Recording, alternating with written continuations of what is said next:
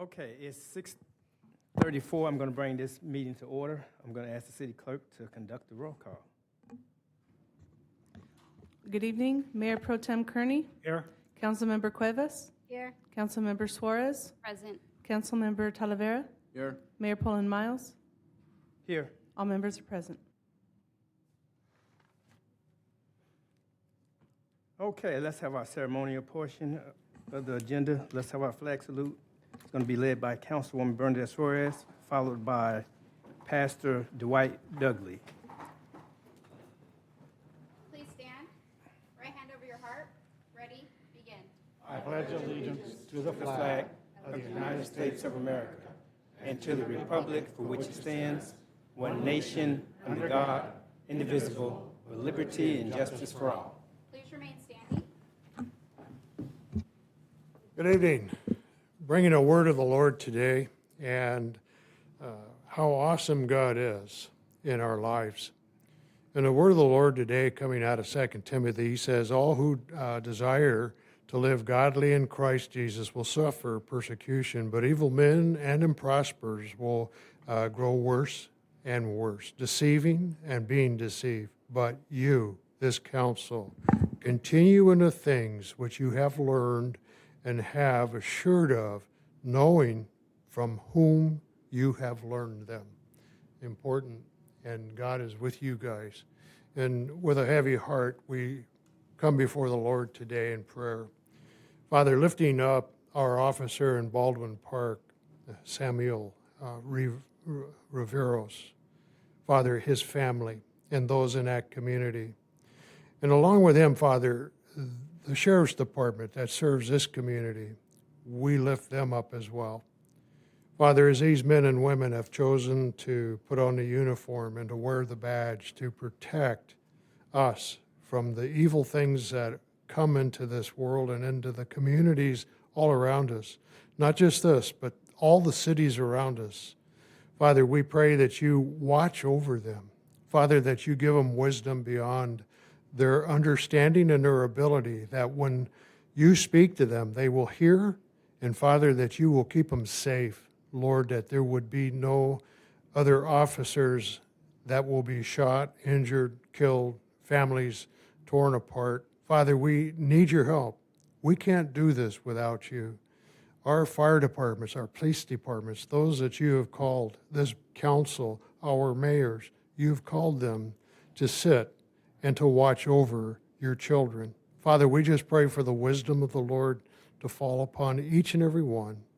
Lord, protect us, keep us safe. Bless those families from our officers, our fire departments. Watch over their families as well, keeping them in the palm of your hand, Father, that they would know that you are with them. So, Father, we thank you for those that serve. We thank you for this council. We thank you for the city workers who keep this city beautiful and looking nice for us. And Father, we just are in awe of the city of Lawndale and what you are doing here, a magnificent city, a model city. And we just ask you to continue to bless in Jesus' name. And everybody said, amen. Amen. All right.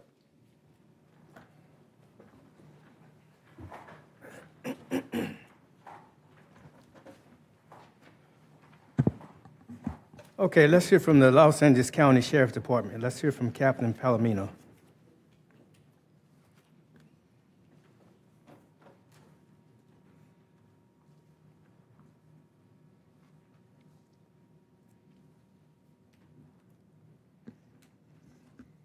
Good evening, Mr. Mayor, esteemed members of the City Council, and members of the community. I'm Nicole Palomino, the captain of South Los Angeles Station, and I will be presenting the Public Safety Report for May 20th through June 2nd. And I will start by discussing our notable arrests and investigations. So on May 7th at approximately 6 a.m., Deputy Haynes responded to 169th Street and Hawthorne Boulevard regarding a structure fire. She arrived on scene and discovered 2 vehicles and an apartment complex on fire, which were safely extinguished by the Los Angeles County Fire Department. Deputy Haynes searched for evidence related to the crime and located video footage that depicted a female suspect starting the fire. Over the next couple weeks, Lawndale SAO deputies Ibarra and Rivas followed leads, sifted through evidence, and positively identified the suspect. Then on May 22nd, they located the suspect and arrested her for arson, and she was a resident of Lawndale. And then on May 28th, gang detectives from Operation Safe Streets Bureau conducted a search warrant in response to a complaint from a Lawndale citizen about drug activity around Hogan Park. During the operation, several firearms and a large quantity of narcotics was seized from a residence in the 4000 block of 168th Street. One person was arrested for various weapons and narcotics violations.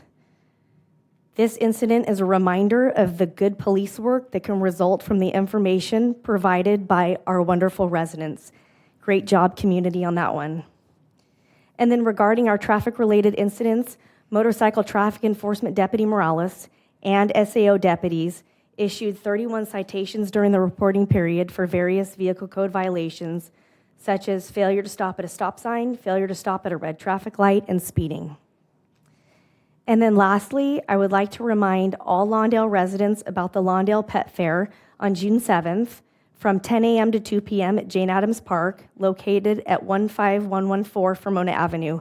Come join us for a fun-filled day with your furry friends. And this concludes my report, and I would be happy to answer any questions the council might have. Thank you, Captain, for the report. Are there any questions of the captain's report? Thank you, Captain. Thank you. Let's hear from Los Angeles County Fire Department Assistant Fire Chief Kane.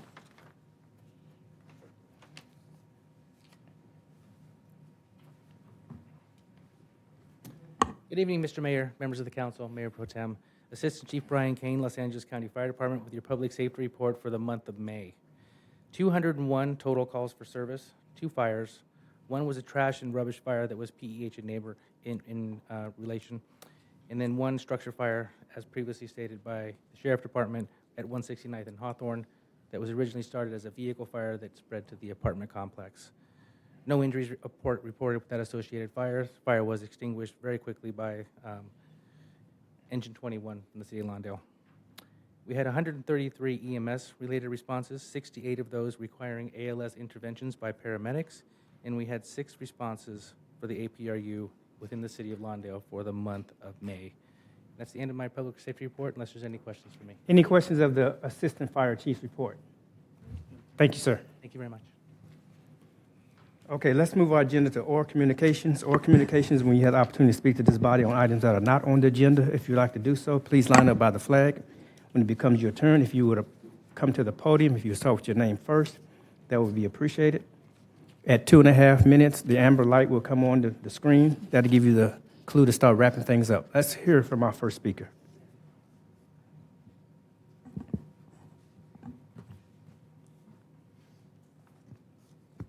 Good evening. My name is Michelle Pino. I'm the library manager at Lawndale Library. I want to thank you for the opportunity to have me here and share a lot of the stuff that we're going to be having during the summer for the community at the library. We've launched our summer discovery program this week to keep our children engaged over the summer break. We have Super Science Super Show June 4th at 3:30, Bubble Mania June 12th at 3 p.m., Slime Time, June 18th at 3 p.m. We also have programs for early learners. We have our Smarty Pants Story Time, Fridays, June 20th through August 1st at 10:30 a.m. Color Exploration, June 5th at 10 a.m. For teen and adults, we have our Teen Advisory Board on June 28th at 12 p.m. Adult Journaling Workshop, June 14th at 3 p.m. Watercolor Painting, June 24th at 3 p.m., and our ESL Social Club, June 3rd at 5 p.m. We're also proud to participate, again, for Lunch at the Library, and we're going to be providing free meals to children and teens 18 and under. This program is going to start June 16th and run through August 8th, and it's going to be every Tuesdays through Fridays from 1 to 12 p.m. Lawndale Library is also a site for the Summer Stars. We're going to be offering free tutoring to help kids maintain academic progress. The first session starts June 17th through July 10th, And the second session is July 15th through August 7th. And these are for students entering grades 1st and 6th grade. I also wanted to let you know that next week will be my last week serving at Lawndale Library. It has truly been a pleasure and an honor to serve this wonderful community, and I'm deeply grateful for all the partnerships and being able to enrich the community while my term here. So thank you very much. Thank you. Yes, sir.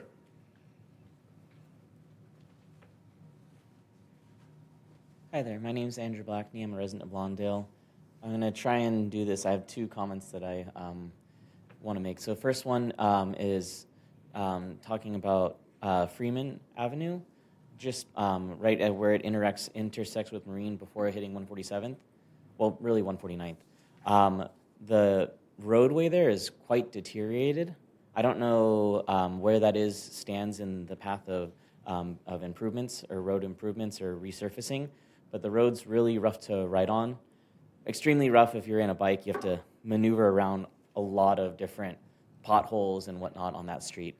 But, also in a car, it's even bumpy. So I'd like to see about the city where that stands. If as a resident, we can get more information on that and how to get information on where that goes for improvements. I'd also like to, I attended an event this weekend with South Bay Forward at the Upways new bike shop, which is over by the metro station, and I was talking with the South Bay COG, and I was looking at their map, and their map shows a connection between the Lawndale's local travel network across Manhattan Beach Boulevard to Redondo Beaches, and I don't think that's included in your guys' original plan. I think it's a great thing to include that and make it so that there's not a gap there. But I did notice that there's a disconnect between the South Bay COG's map and the map that you guys had put forward. So I'd like to just either have you guys address that. I would really like you guys to put that in, but at least just to let you guys know that there's a disconnect there, so to reach out to them and talk to them about that. Good, I did it all in time left. Thank you very much. You're welcome. Thank you.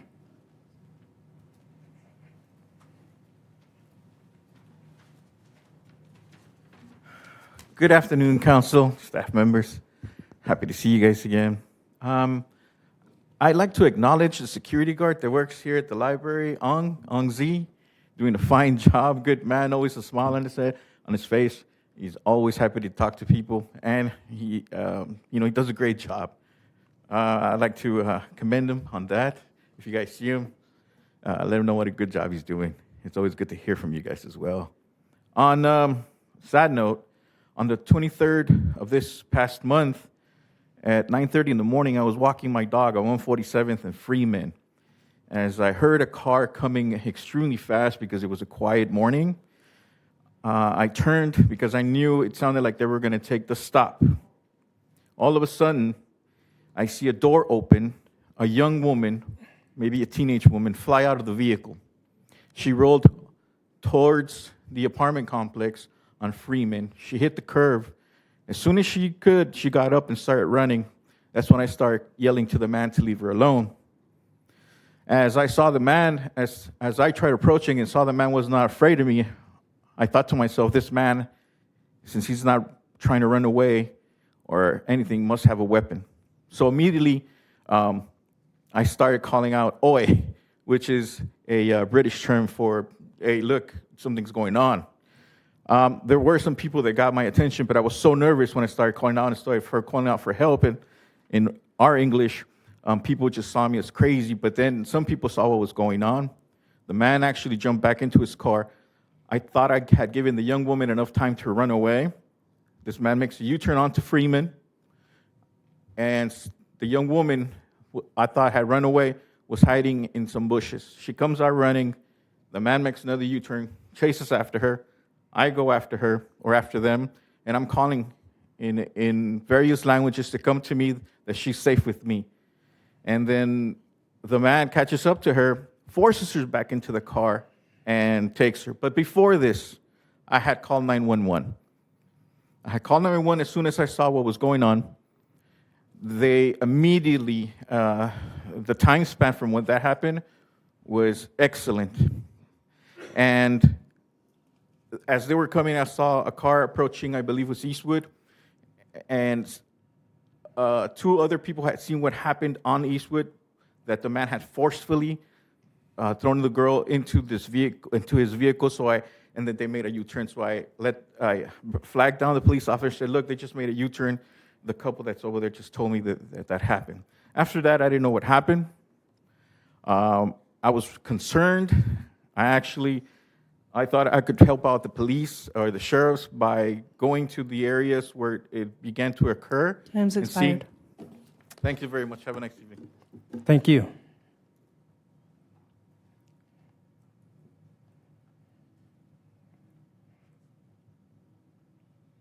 Good evening. Yes, ma'am.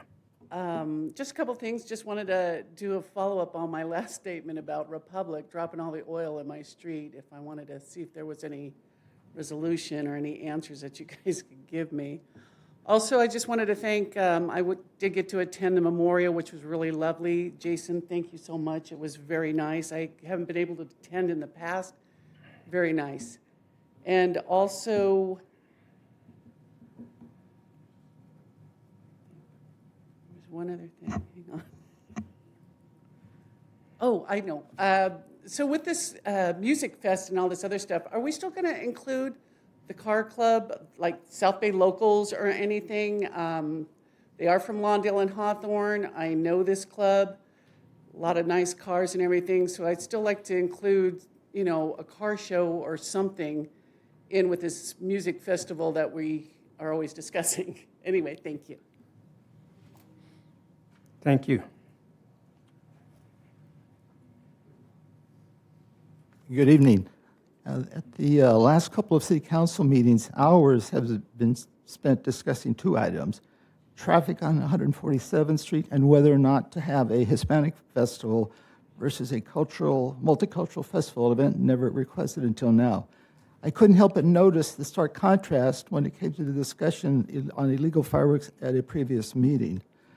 I recently reviewed the April 7th, 2025 council meeting on YouTube. Despite the illegal fireworks suppression plan being on the agenda, the topic received less than 8 minutes of total attention, including moments from two residents. That means the council itself spent about 2 or 3 minutes on a public safety issue that turns our neighborhoods into war zones every July 4th, impacting the health and safety of all residents. Residents deserve more than a few minutes of discussion on an issue that directly impacts our health, safety, and our peace of mind. Illegal fireworks have also been attributed to gang activity, but has the council given this problem any recognition? The fireworks have already started. Just this past weekend, residents urged illegal fireworks going off, signaling yet another disruptive and dangerous season ahead. With only a month to go before the 4th of July and with the holiday falling on a Friday this year, what concrete steps have been taken to ensure adequate enforcement? Has any additional staffing been guaranteed? What efforts has this council made to provide enforcement for residents? At the same April 7th meeting, Councilmember Talavera mentioned Senate Bill 1403, which could allow cities to recover some of the costs of fireworks enforcement from those selling fireworks. What is the status of implementing those procedures? With this July 4th being on a 3-day weekend, things will be much worse than last year if there's not sufficient coverage on July 4th. Residents hope that the Mayor and City Council will spend an adequate amount of time in addressing these issues during an upcoming council meeting. Thank you.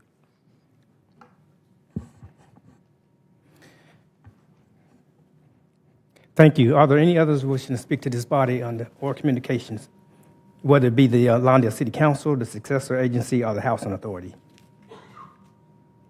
Okay, seeing none, I'm going to bring up the diocese for comments from the council. Councilmember Talavera. Okay, welcome everyone. Thank you for being with us tonight. I hope that everyone enjoyed their Memorial Day weekend and had a time to celebrate and honor those that served in our country. My family, my uncles also were servicemen, so I took a little time. My wife and I, we were on a vacation, but we took time to say a prayer and also to just to be in thoughtfulness of the men and women that gave their lives for us. So it saddened me that you're leaving. We had talked about doing some collaborative work, but I guess the next person will have to pick up the opportunity or the responsibility. So, but I hope you well wherever you're going, and that everything is good. For Andrew, I think definitely we need to keep looking about the streets that they're mentioning. And I just think that nothing is not being done. We are doing what we can. And as I talk to some of the residents, and what I'm learning too, being here on the dais, is that it's just not something that you can do like, yeah, okay, put 3 speed bumps. Because then according to the reports that Lucho gives us, there's like manuals of regulations and things that, that have to be looked at. Otherwise, the city is liable. So, unfortunately, the wheels of government turn very slowly. We're like an aircraft carrier, so it doesn't turn on a dime. So I just ask that the residents be patient with us. I believe that every council member here we have our heart in the right place, and we want to do the best for Lawndale, and we want to do the best for every concern that the residents bring forward, and it's just going to take time. So, so just be patient, please. And we will definitely reach out to the COG and see about our local travel network and see where it's not making the connection or where they're proposing something different. To Juan, thank you for being that concerned citizen. It takes courage to step up. You could have just turned around, walked away, and go back home. But thank you for getting involved. I'm glad that you're safe. I'm glad that nothing happened. But I want to thank you for that courage that you demonstrated. That I hope that all of us have that courage, when something happens. So, so thank you for getting involved. Dean, I think we'll probably have a report on the oil dropping. I know we did receive an email, and our city manager could probably talk to it later. So we're looking into it, okay? So, and absolutely, I don't think anything should change for the Music Fest, for the Blues festival that we're having. If it's always included a card club, why not? Yeah. It's good. So, Randall, while we're working on all those things that you mentioned, like, again, it just takes time, and I know that you're here faithfully and reminding us. Thank you, okay?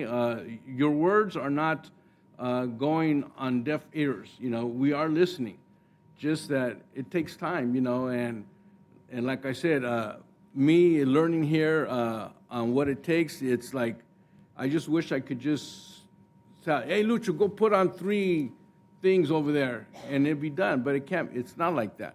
So, but I do thank you for bringing your concerns, and keep bringing them, and we're going to do what we can to get them remedied as best as we can according to all the regulations that the city has to do to get things done. That's all I got. Thank you. Councilwoman Suarez. I think Councilmember Talavera covered it pretty well, but I will have one thing that I disagree. I do think that we can sometimes challenge our processes, our codes, and look at things and update them and figure out, are we doing it the best way? And so I am a big believer in that and questioning things, and not always listening, to what is there, but what it can be, and then getting creative. And with that, I'll pass it along. Thank you to everybody that came. Councilwoman Cuevas. Michelle, I'm going to miss your reports, and thank you for being part of our library. Good luck in your new endeavors. Please come and visit us, even for like a 2-second report, just come back. With that said, Frank covered everything for us. Yep. My turn. Mr. Pat Kern. Thank you, Robert. Thank you for everybody coming up to speak tonight. Michelle, like they said, I'll echo it. We'll miss you. You were a ray of sunshine when you came here. Andrew, about the potholes in Freeman, is that on our hit list?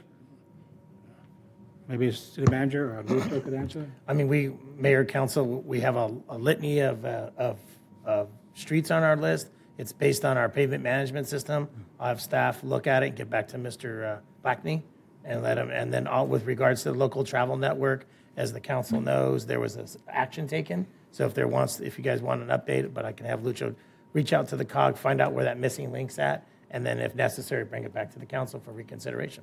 Okay, thank you. And I do believe the Cars Club are going to be at the, let me get this right, the Jazz Festival or the Blues Festival? Blues. Okay, it'll be at the Blues Festival. And let me one car club, a Boyle Sheriff's. I believe the bike routes, I think on the one I did for our circle, or oval, I think there were outlets to reach across to Redondo Beach, but I'm not sure how they want to handle it, but it was on the plan. So with that, we'll look into it again. And with that, I'll turn it over to you. Okay. I want to thank everyone who came out and spoke tonight, and those who didn't but just want to listen in. Michelle, thank you for being here. Good luck on your future endeavors. Are you still going to be with the library system? Yes. Oh, okay, so they're not losing the gym. Okay. Okay. They're just going to shuffle you around. Okay. So everybody can get the benefit of having the pleasure of your service to the community. But thank you, though. Andrew, yes, we'll take a look at the local travel network to see if we can fill in that disconnect. Thank you for bringing that to our attention. Juan, thank you for getting involved. If you see something, say something, and you definitely got involved. Dina, you mentioned the Republic, the oil situation on your block. Let's hear from the city manager to see where we are on that. Thank you, Mayor, Council. Staff still researching it, compiling the information, and then reaching out to Republic on that. We have reached out to them on several other issues, including the oil, so we're waiting to hear back from them. Okay. Do we have a timeline on that? I can follow up again with Republic again and find out. Okay. They most likely will want to know dates and times, so if the resident reporting can give us some video, that might be helpful, so we could show the proof if they have anyone or anyone has some video that's showing it. We have the oil stains, they've been tracked, but it would be helpful too to show that it was the actual truck. So that would be, that way you can get them to steam clean it off, and I think there's some way to get the oil removed. I guess it tracked a while. And my understanding from staff, they went and tracked it, and quite a bit of area that they've tracked it. Okay.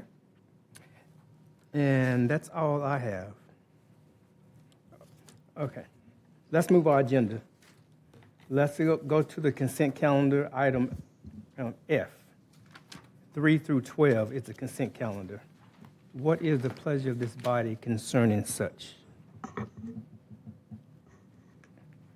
Bernie Suarez. I'd like to pull F8 for a separate vote. F8? Yes, it's the appointment for Parks and Rec. Okay. So what's the pleasure of this body concerning the balance of the consent calendar? I'll make a motion to go with stock recommendation, consent calendar with the removal of F8. The motion's been made by Kearney, I'll second that. seconded by Cuevas. Any discussion on the motion? Would the council please vote?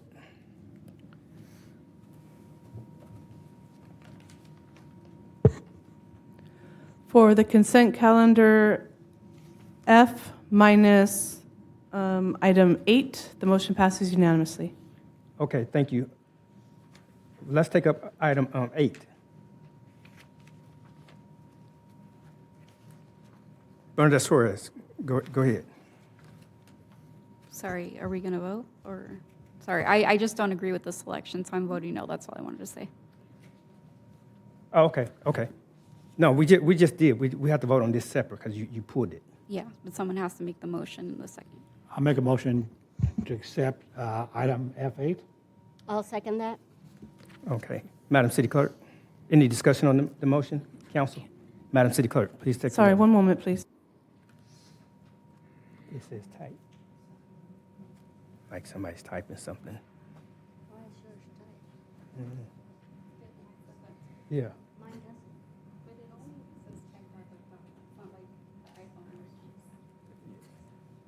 I can type it in, it says type. Oh, I went to agenda item. Sorry, Mayor and City Council, we apologize. New system, first time doing this kind of item, so we just want to make sure it's done correctly. Go to agenda items. And then the drop down, no, drop down arrow. Attachment.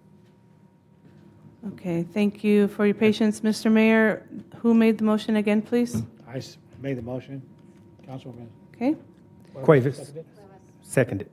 okay. Thank you.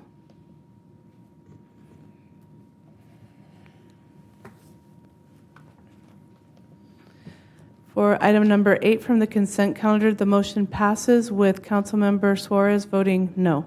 Okay, thank you. Item G, consent calendars, successor agency. What is the pleasure of this body concerning the consent calendar for the successor agency? All motion to approve? Motion's been made by Cuevas, second by Kearney. Any discussion on the motion? Madam City Clerk. I apologize. Who made the second?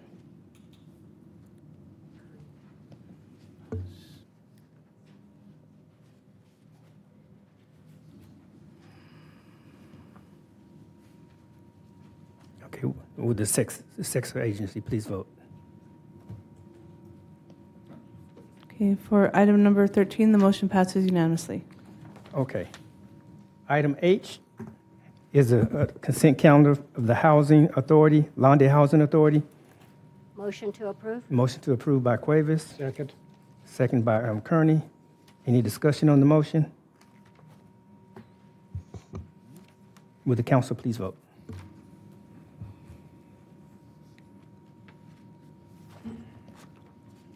For item number 14, the motion passes unanimously. Okay. Number 15 is a public hearing. Let's have the staff report. Good evening, Mayor and Council. Thank you. So before us, we have the fiscal 24-25 budget workshop meeting. Staff met with budget subcommittee on April 23rd, which included council members Kearney and Suarez.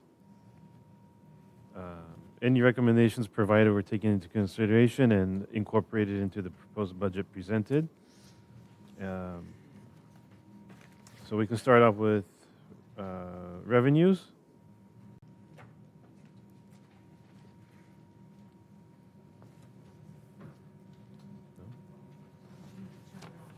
Is it not? There we go. I got it. We're good. Thank you. So up there you'll see these are the breakdown of the revenues. For 25-26 revenues are expected to come in at about 21.1 million, which is an increase, a slight increase of just 74,000 compared to 24-25 budget. And you can see taxes make up the majority of the general fund revenue. In fact, it's like 84%. After that, we have some from community development, licenses and permits. Pretty small, they're like 3 and 4%. But taxes are the big majority of it. So overall, there's a slight increase. Everything is kind of projected to be flat as far as revenue, so we're okay on that, and we're calculating a small increase. Next, we have the kind of the breakdown of with dollar amounts and then the increases and decreases. Really not much changes. You'll see that taxes are increasing 377,000. And that's really the main component of that is from property tax. That's just your standard 2% increase year over year. There's a decrease in the use of money, which is interest income, since interest rates are projected to start decreasing and coming down. The Fed has not yet made cuts, but I went ahead and projected cuts in there because they're saying in the June meeting that it's highly likely that there will be a cut. So we are expecting interest income to start coming down. We're still, cognizant of this, and we do our best to get the best rates that we can and trying to really lock in longer term rates for longer term so that we can hold on to those gains for longer. And then Next, we have expenditures. Basically, we have three categories for expenditures. We have our operational, which is 65% of the budget, personnel, which is 31%, and capital, which is about 4%, I guess. I can't see it up there. Sorry. So in total, we're expected to have expenditures of 21.3 million. This is an increase of 766,000 compared to last year. And if we look at the breakdown by departments, we'll kind of start with personnel. Across the board, personnel has increases.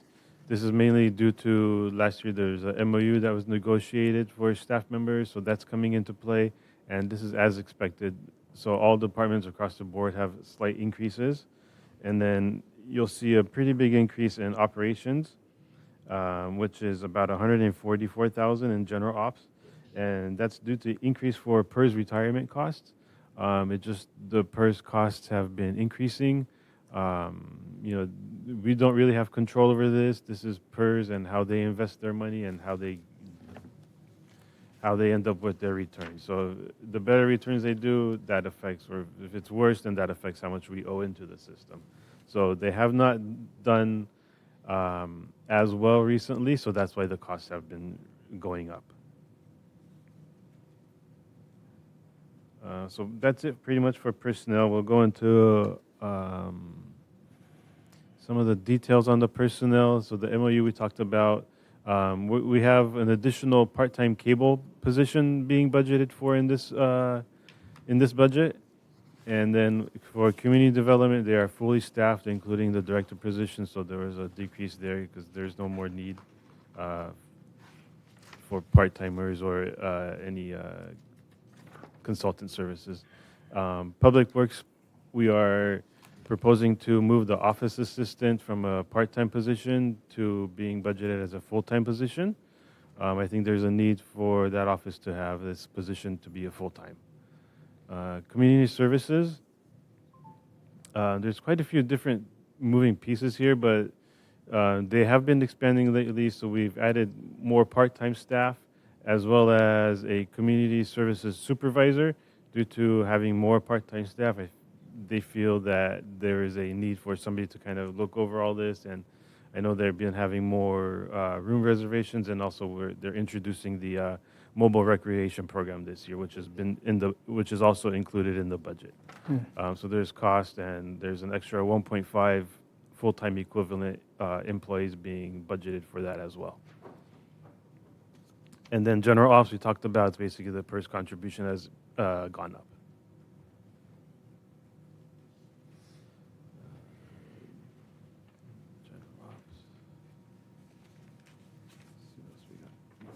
This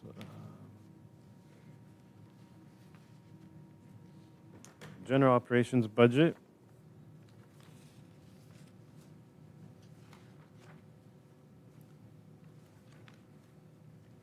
The left side you'll see the graph that just shows kind of the breakdown of everything, and then on the right you'll see the increases and decreases. 13.8 million is budgeted this year compared to 13.6 last year, but almost a $200,000 increase. The big part again is in general operations, 111,000, and that's due to insurance costs going up. That's the insurance that we have through the JPIA. I think just insurance overall has been going up, and that's the estimate that they sent us, so that's what gets budgeted in there. Decrease in finance, that's due to consultant services not needed again this year, as we are fully staffed now. We have a full-time accounting manager on staff. Public safety. There's an increase of about 380,000. This is your sheriff costs. This is the contract that they gave us. It's an additional 3.5% cost increase, and then also they went from, I believe, 12.5% to 13% on the liability portion of it as well. I'm going to go to the next slide so I have the words in front of me. And then there's also, let me see, municipal services increasing 318,000. This is basically for having the security services through Southwest. It's going to be 7 days of coverage, so I think we're increasing the coverage. And also this year, it's going to be paid through general fund, whereas in the past it was covered by ARPA. And then Public Works, Grounds and Streets, there's a decrease there, about 339,000. Basically, the big piece of this is we're moving some of the landscape services, tree trimming services, maintenance, out of general fund, and we're moving it to gas tax funds. So it's being paid through the gas tax. And some of that decrease is offset by rising water costs. There was one of the meters was incorrect. Calculating incorrectly, that's been fixed. So now the correct amounts have been calculated in there, so we should not have any issues going forward with that. Let's see. Community development, there's a decrease of 142,000 there, and that's basically just because of the general plan update has been completed and no more costs for that.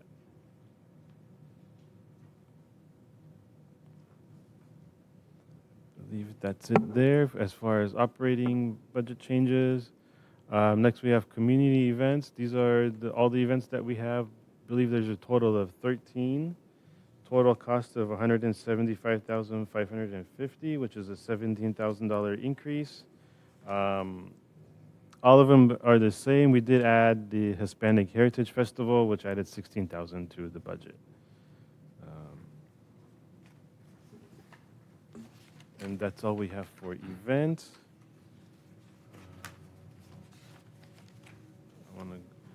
And then I want to go over some changes we had basically between what you guys have in your books and then what got added on later. One we covered already was the Hispanic Heritage Festival for $16,000. Community Services Supervisor, kind of talked about it already, but we have additional staff. And so therefore a supervisor was deemed necessary as the department is expanding and providing more services to the public. This cost total salary cost comes in at about $115,000 for the year. Also, community service is adding a mobile recreation program. I believe in the May 19 meeting, this was approved by council. It's adding about $65,000 to the budget, which includes staff time at 1.5 FTE, and also supplies, vehicle maintenance, and fuels included in that as well. And then finally, community development. They are working on a customer satisfaction survey. Costs, we're still, I think, waiting to get official quotes in, but we're estimating about $5,000 for that.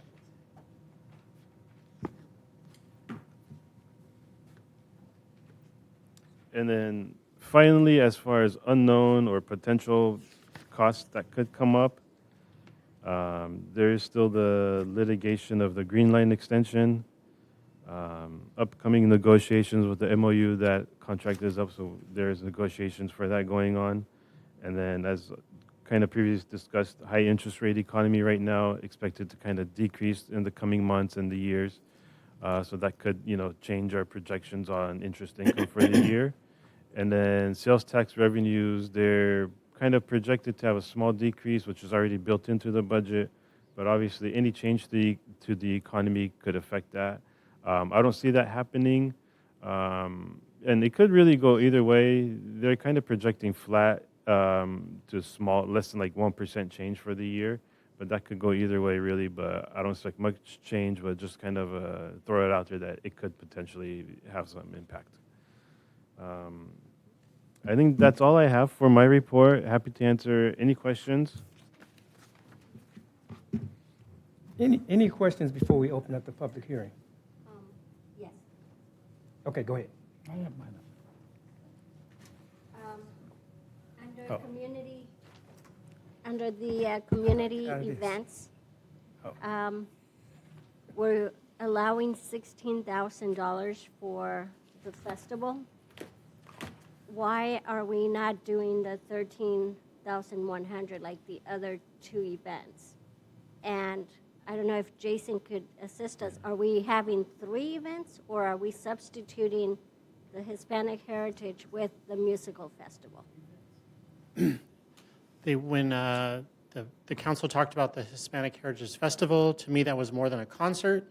It was a longer day of event. Our concerts are budgeted. They're an event that starts at noon and ends at 6 p.m. Obviously, we have an ad hoc committee that's going to provide some guidance, but my interpretation was it would be a bigger event than just a concert. I think your other question was about, Are we doing also a music festival, or are we substituting the Hispanic with the musical? my understanding from the direction provided by council was that we were adding an additional event, not replacing one of the two existing concerts. Okay. Thank you. And then my other question would be for Sean regarding security. We received an increase with the sheriff department, but we're also increasing security. So what's the job of the sheriffs that increase our rate with security? Yeah, so the Sheriff Luna has made it very clear, they do not do homeless outreach. They will not remove the homeless. And the council's aware, they will go out and do the vendor outreach. But we have brought in Southwest to not only do the homeless outreach, which is working out pretty well, also to do vendor outreach. Unlike the staff at site, the Southwest goes out and talks to them and gets them just to move along if they don't have permits for the vendors. The sheriffs definitely are not into moving encampments. They won't, unless there's some kind of crime. That's the only reason they'll go out and deal with it. So council members have asked me numerous times, where's Southwest, because they weren't working one day a week. I think during the weekends at nighttime. So we've increased it. But we're going to bring an item forward for the council to consider in 2 weeks, because we have 3 options for you to, which I can't talk about right now, but which will reduce some of it. That's the highest and best we budgeted for if the council agrees to go 7 days a week, almost 24 hours a day, because we do get a lot of contacts with the homeless and especially on the weekends with the vendors. If we do decide to go with 7 days, are we able to get a report at least once every 2 weeks? I believe Mr. Reyes has all the reports we can send to the council now. What they are doing for us? Yes.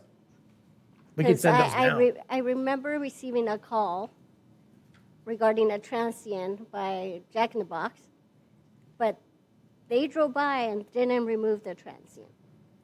I definitely agree with the council. I've talked to Reyes. Reyes knows I called him. Mr. Reyes is right there. I called him on Saturday because I came into town, and there I saw a few homeless.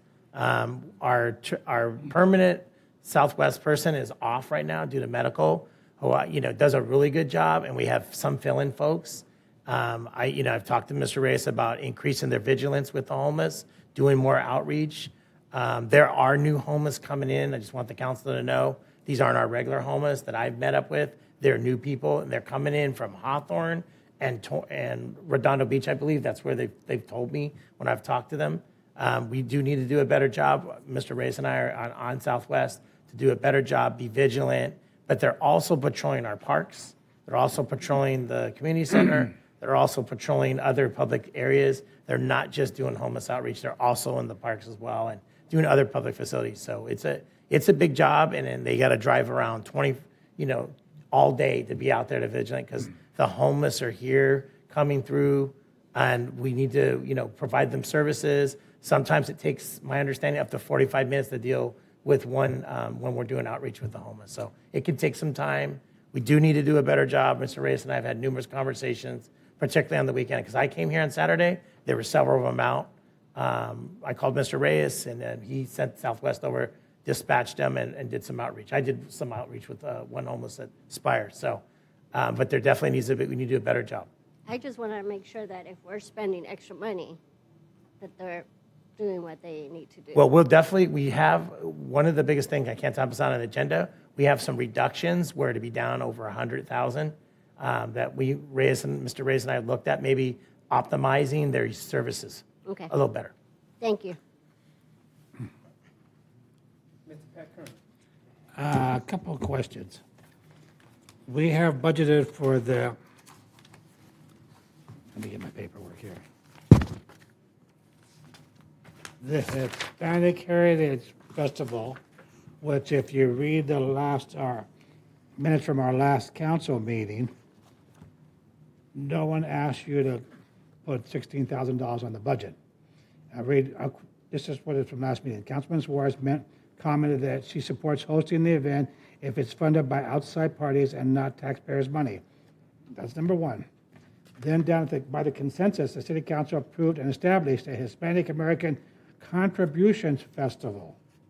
Created an ad hoc subcommittee to plan the festival, which the mayor appointed Councilmember Talavera and myself.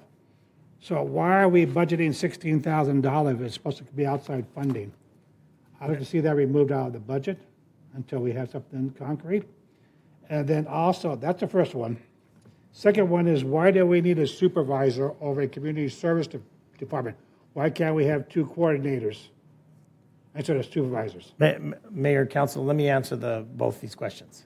So I asked staff to put in the 16,000 for a placeholder, notwithstanding the ad hoc's direction, but we need to have something budgeted.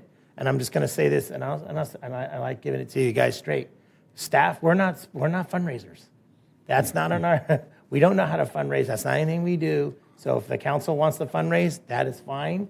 But staff are not trained fundraisers. So we are professional administrators. So we will definitely, we place that $16,000 in the placeholder. If you want to remove it, that's not a problem. But we got direction from the council to provide this service to the community. Now let me I'll answer the question for this. Rebut that. That's coming.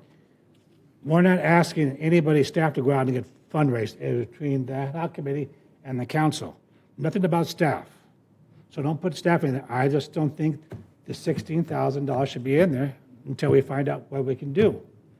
If you want to budget it on next year, that's fine, because I don't see this coming to pass this year. I don't think we can get this together, because I don't want to just throw it together and have a 50% concert. First of all, I want to see a whole thing. So I don't see we should put $16,000 in the budget for something that we're supposed to fundraise to get. We're supposed to fundraise, not staff. Okay. And then I'll answer the second question. As the council has provided direction to the staff, incrementally, after the huge layoff, because I was here and we laid off 68 staff.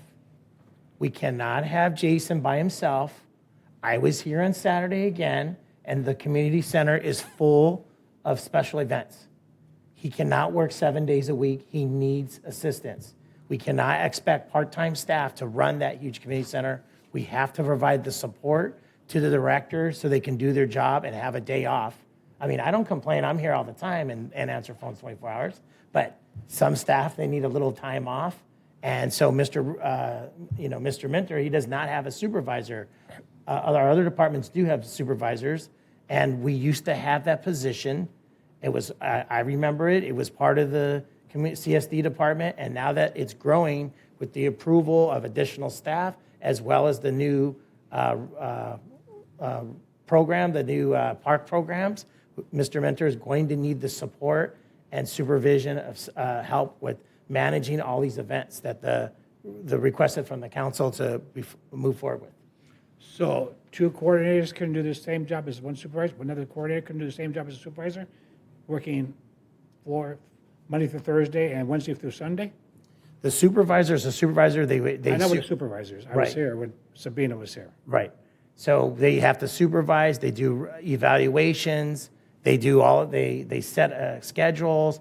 But most importantly, like Mr. Minter's mentioned, they're going to help manage all of these special events. We now have 3 potential special events. They're like festivals. So we're adding more. There's another item that, without breaking the Brown Act, there's the lemonade stand day 2. So there is more, and it's going to be in Jason's department. So there is more need and more requests. So we have to add staff. We have to add additional staff. Okay. I'm sorry, but I do agree to keeping the supervisor, and he needs help.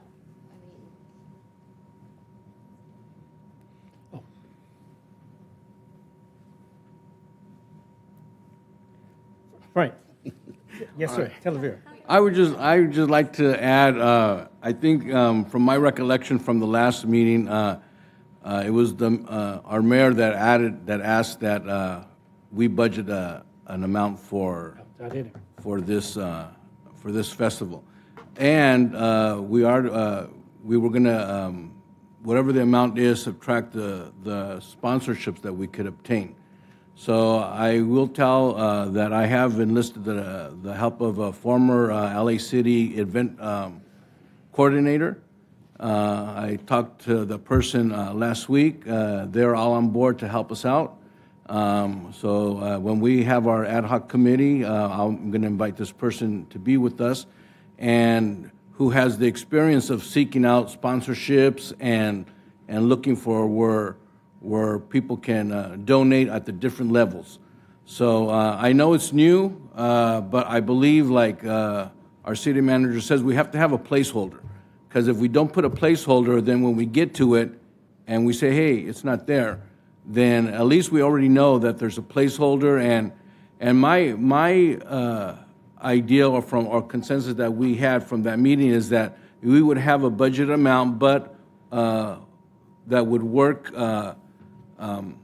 against or in favor with sponsorships.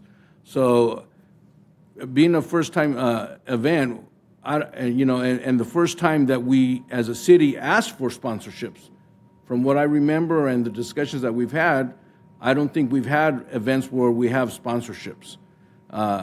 So this is new to all of us. And I would definitely believe that Jason would be involved as the community services director, and how much of the work he has to do, I don't know. I mean, but it's some work that falls in his purview, so I would expect him to do it, So if, and with the help that we'll be getting, I think it's going to be something doable. So it's like I said before, let's not put the cart before the horse. Let's, build a good program. Even if this first year is small, it could be small. We don't have to. We're not thinking about bringing in like a top name band, Mana or Maluma or whoever, or Shakira. Okay. How about Menudo? But I mean we're going to be looking at a lot of local performers, and we have the mariachi in the community center. We have the folklorico in the community center. I reached out with Dr. Nelman already. He is prepared to bring all his academies and have booths with us. So I mean, people want it, okay, and we have a backing for it. Shirley Rudolph has asked me to talk to the superintendent and get their community person involved. So, I mean, I'm thinking it's a good thing, and to me, and to propose it was my intention, to be a good thing for the community and a first for the community, okay, and not the only thing, because the next thing that could happen, it could be another cultural. We are a city that has no cultural event. Okay, I reached out to Inglewood, who's having theirs on September 20th, and I asked for some of the things that they're following. So I just hope that we all can come in agreement, and like I said, where is it going to be? If it's going to be small enough and we can have it out here in the Civic Plaza, great. If not, we could do it at Jane Addams Park like we do all of them. I know Bernadette has a different opinion because we have other parks, and that's cool too, but we got to start somewhere, right? Exactly. Okay, let's hear from Councilwoman Cuevas. With that said, we're trying to do this event with sponsorship. I think $16,000, it's too much for our first year event. I would like to see it at the same cost as the other events, and then your sponsorships picking up the rest. Mm-hmm. So, if I'm understanding you correctly, Councilwoman, you're looking at it being at budgeted for like 13,000? Like 13,000. Okay. Keeping it like the other ones, and then if we pick up more sponsorship, another 10,000 in sponsorship, Okay. hey, it's better for us. Well, let's decide to do that after we open up the public hearing and hear from the public. Any other questions? Okay, so it is 7:34. The public hearing is open. Are there any wishing to testify in this matter or provide comments? Yes, sir.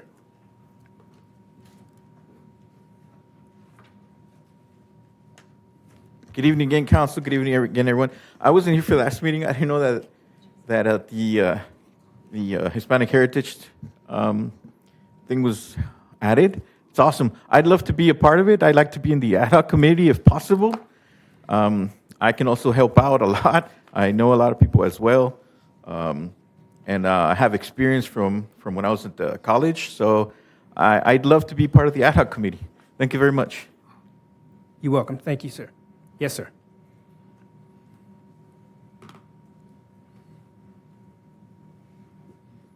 Hi there, Andrew Black, new resident of Lawndale. So I very much appreciate the discussion among the council members of the various portions of the budget. The one portion of the budget that I find when I look at it and like, okay, this is there could be some serious potential savings, at least it's worth looking into, is in our public safety and the contract that we have with the sheriff's department, especially if they're not doing other essential activities like homeless outreach and stuff like that. I think it makes worthwhile sense to look at other cities in the area and see if we can contract with them to have services. Looking at something like Hawthorne or Redondo Beach or one of these cities to see if we can contract with them and potentially get a lower cost on these. And also, I remember hearing that we have 4 officers for the 4 quadrants of the city. That seems a little low to me.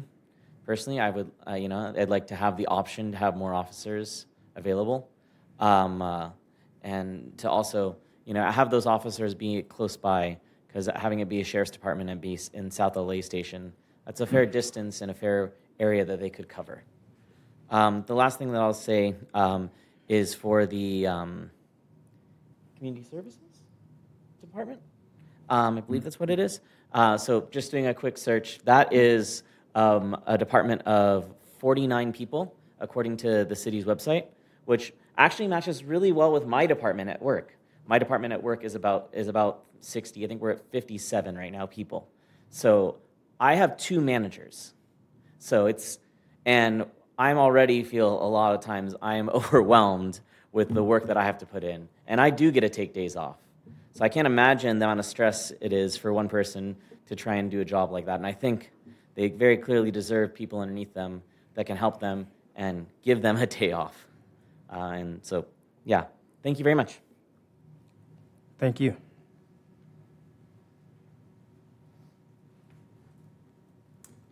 A couple comments. Ideally, we'd like to hire more sheriffs, but we know there's a shortage. We know that even the sheriff's department can't get enough officers. So anything we can do to supplement increasing the Southwest patrols, I think we really need to do it. Anything we can do to increase law enforcement in the city is needed in this community. When I worked in Inglewood, I know the disadvantages of staff shortages. Very stressful. I had people laid off in my department, couldn't hire them. You end up doing the work of 2 or 3 people, and people get burnt out. So if the Parks Department needs some more staffing, they should get it, obviously. As far as the Hispanic Festival, I know it was very clear, Special Counsel Suarez made it, and this is in the minutes, made it clear that she supports the event if funded by outside parties and not by taxpayer money. So I was surprised to see this on the budget tonight. I think one of the confusions that was about fundraising was I thought Talavera did volunteer the Parks Director to do some fundraising. I don't think he meant to sound like that, but that's where some of the confusion may be, and I think that's that. But, so you want to add up, you already have a Parks Department that is short-staffed. You want to add another event, and you want to have the event in October. I don't think that doesn't make any sense. And with cost-cutting measures talked about in the staff report, I'm not sure why you would want to increase an event like this that's not even requested by Lawndale residents. Thank you. Thank you.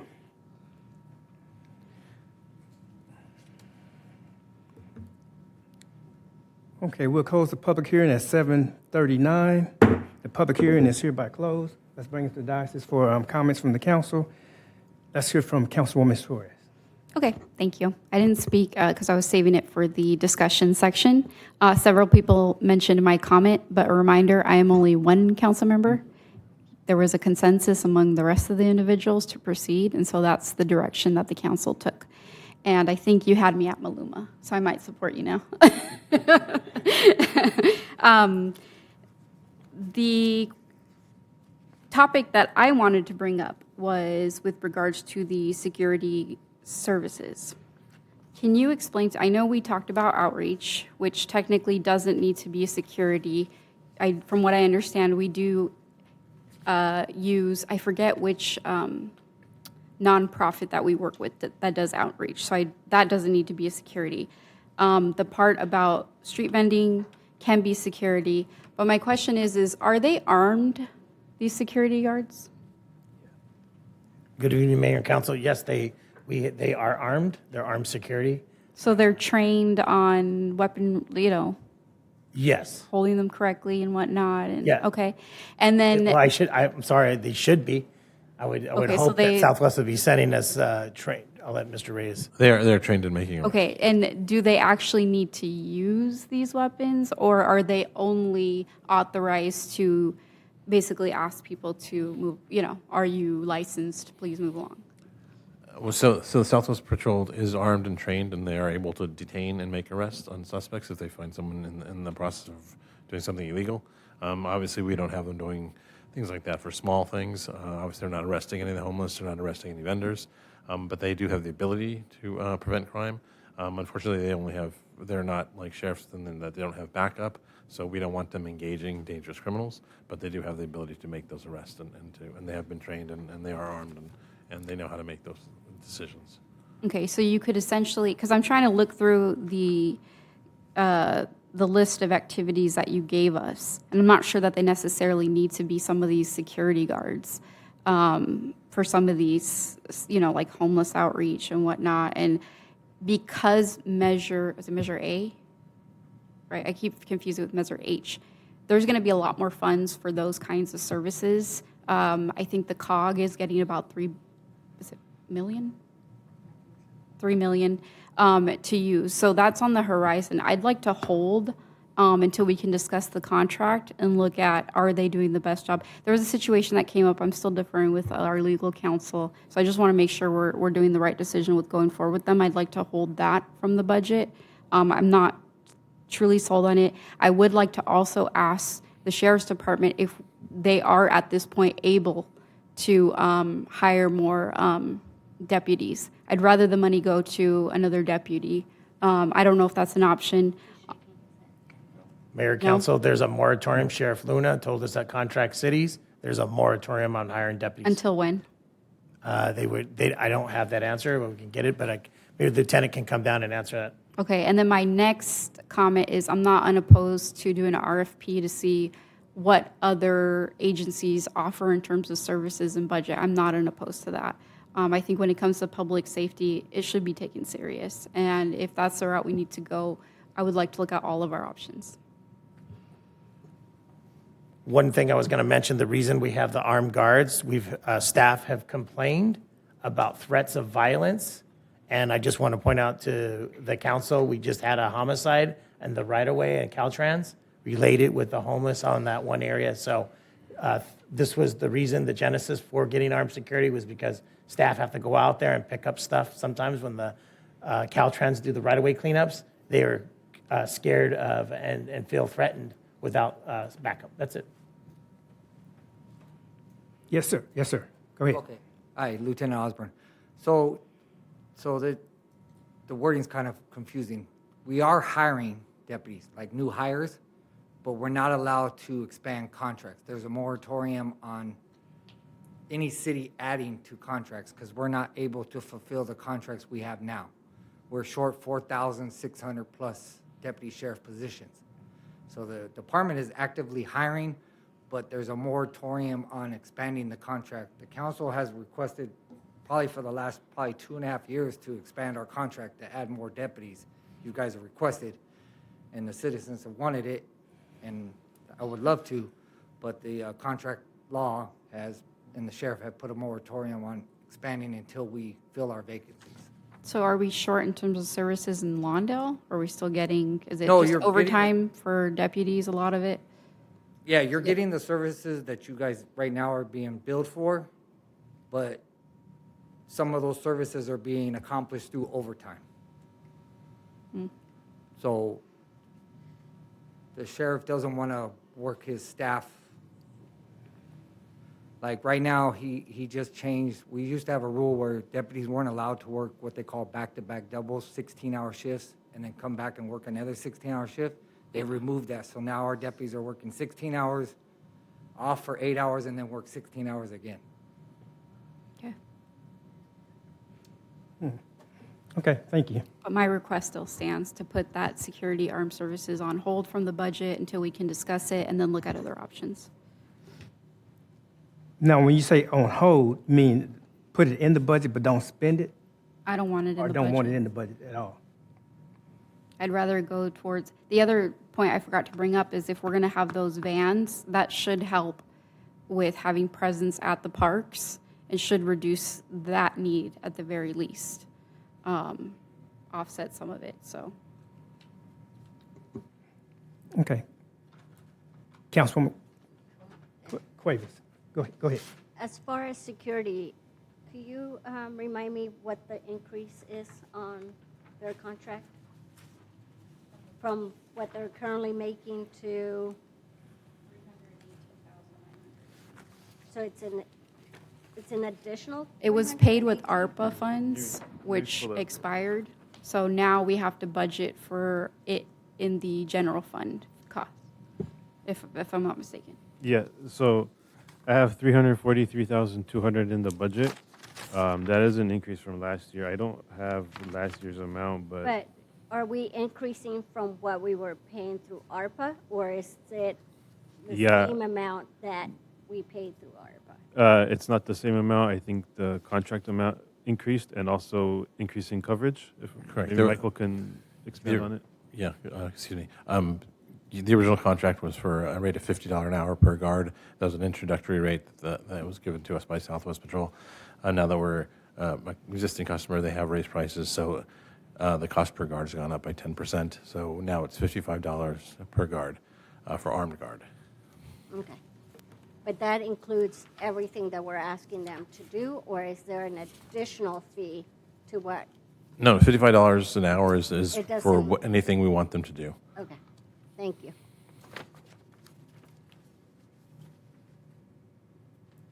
Bernadette Suarez. Sorry, there was one more point I forgot to make, is because I've heard numerous accounts of the patrols doing also some kind of code enforcement activity, which I'm being told is not the case. So I just want to do another pair of eyes and make sure that we're actually paying this company to do what is being told to the public.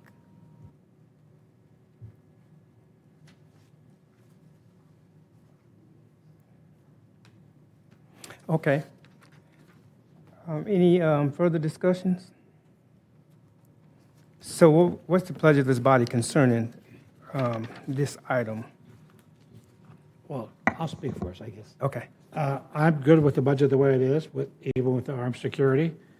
I just see Councilman Cuevas requested to drop down the Hispanic Heritage Festival from 16,000 to 13,001. And with that, I'm fine with the budget. Thank you. Councilwoman? Yes, ma'am. If we make the change of the Hispanic Heritage Festival, drop it down, that would be great. I'm okay to keeping in the budget the security guard, but I do want to maybe look outside and see if there's another company that could provide us, for the same type of service. And I guess we're going to discuss contracts in 2 weeks, so I'm okay with what we have right now as a buffer,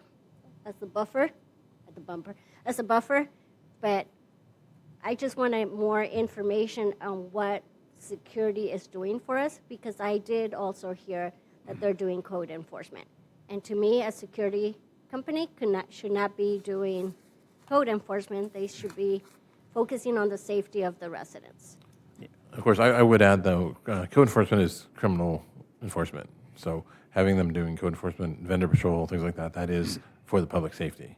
So Yes, but they're taking pictures of areas that I don't think they should be. I mean, they should be patrolling and making sure that well, I guess we discuss it at our next, in Mayor, 2 council, we weeks. can bring this up in 2 weeks, but I want to assure you, they are not doing code enforcement. Mr. Reyes and I have discussed this at length, ad nauseum. Southwest has primary responsibility, and people do ask, can they do this, can they do that? Homeless outreach and vendor engagement, that's it. They're not, and then patrolling our facilities, that's it. Yeah, so I'll bring up the rest of the thing in 2 weeks, but I'm okay. Okay. Anyone else want to speak? Okay, I'm in favor of the budget as it is, with the proposal to reduce the Hispanic festival to 11,000 and keeping the security contract. Mayor, council, it's 13,000. No, she said 13. 13-1. Yeah. And keeping security services as is. With that being said, any I just discussion? have one question to say, Attorney. If we have Southwest on contract, can we go out and look at the companies? Is that a breach of the contract? Would that? It would depend on the terms of the contract, which I don't have in front of me. I will look at the contract and be able by 2 weeks from now to give you that advice. All right, thank you. So with that, you need a motion? Yeah. I'll make a motion to accept the new budget with the change from 16,000 for the Hispanic Heritage Festival to 13,1. I'll second that. Okay, the motion been made by Kearney, second by Cuevas. Any discussion on the motion? Will the council please vote?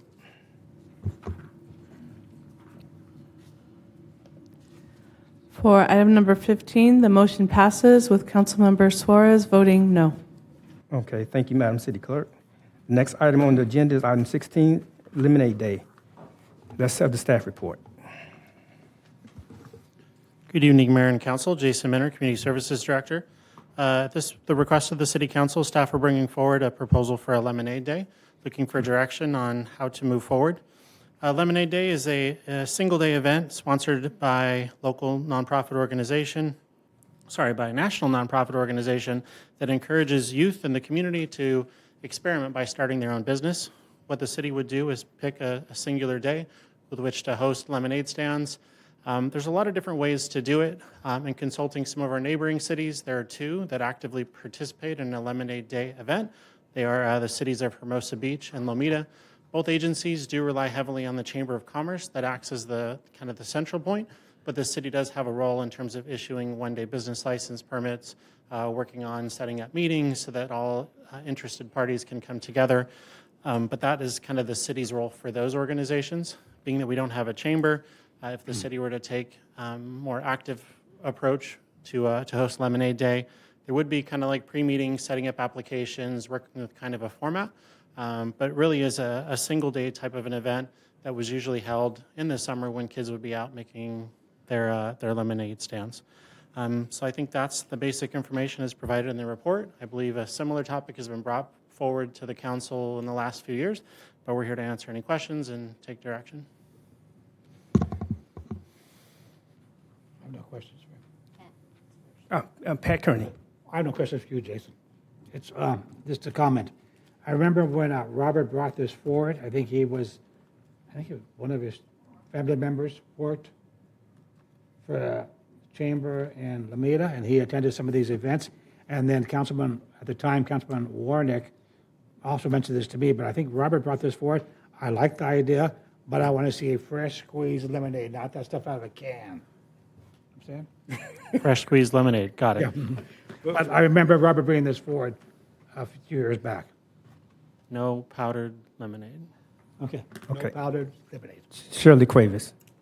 Is there a particular day that they do this? I thought there was a specific day where all the cities were having the stand. Is there like a August 1st, or is there? In doing my preliminary research, I did not see a single day. I think there were some that would gravitate towards like Saturdays that were easier for people to do, but I did not see a required day.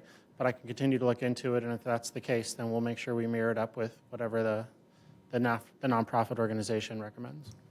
And do we have a cost of approximately how much these other cities are spending on this event? I think the city of Lomita had more investment by the city than the city of Hermosa Beach did. As far as costs, most of it is staff time, maybe a little bit of reprographics or some of the flyers that are printed, and then meeting space. If you're providing food or fresh squeezed lemonade at the meetings, the gathering meetings, or whatever that would be required. But I think that would be minimal. I think in the staff report it mentions $3,000 to $5,000. It could be done maybe for less than that. It kind of depends on first year. Is the first year of the event, the recruitment of young people in our community that would be interested in selling fresh squeezed lemonade would be, might take some time before we can grow. I do believe Lomita has been doing it for quite a few years and have continued to grow in the number of stands that they offer on the day of their event. We didn't put it on the budget, did we? We could not, Mayor and Council, because it hadn't been approved yet. But it could be added if we just. Next, in 2 weeks, when we bring the budget back for finalization, yes. Subject to approval of council. Thank you, Jason. Sure. Cuevas. No, I just finished. Suarez. I also support this, and I believe also former council member Rhonda Hoffman Gorman also asked for this to be put on. So I know there was a lot of, I think we all wanted to do this, but I think we just never got around to it. The other thing, and I know we've brought it up before, is can we do some kind of a program where maybe local businesses want to sponsor maybe like one of the stands? I don't know how many stands they put around the city, but maybe seeing if they're wanting to participate and maybe like sponsor, one of the stands, and then that can help offset some of the costs. I know we ask a lot, but I'm sure there's some businesses that would be interested in kicking in a couple hundred or something. Yeah, I think if the youth in the community, whether we target with like nonprofit organizations or school groups or the RAP program or things like that already exist that may have students that are interested, if there is a business that's willing to partner and say, hey, sell lemonade out in front of my business, maybe there can be partnerships that way.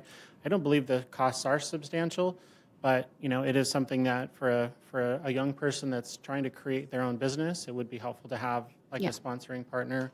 I think it kind of goes along with the theme of entrepreneurship and whatnot. So I would be a fan of if we're able to do that, implementing that.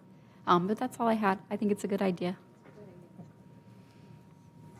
Well, I'd just like to reiterate what they've said. I think it's a great idea. I think it's a good opportunity. We hear so much about how many jobs are going to be non-existent in a few years. So to give the youth this opportunity to be entrepreneurs is a great thing, and I totally support this.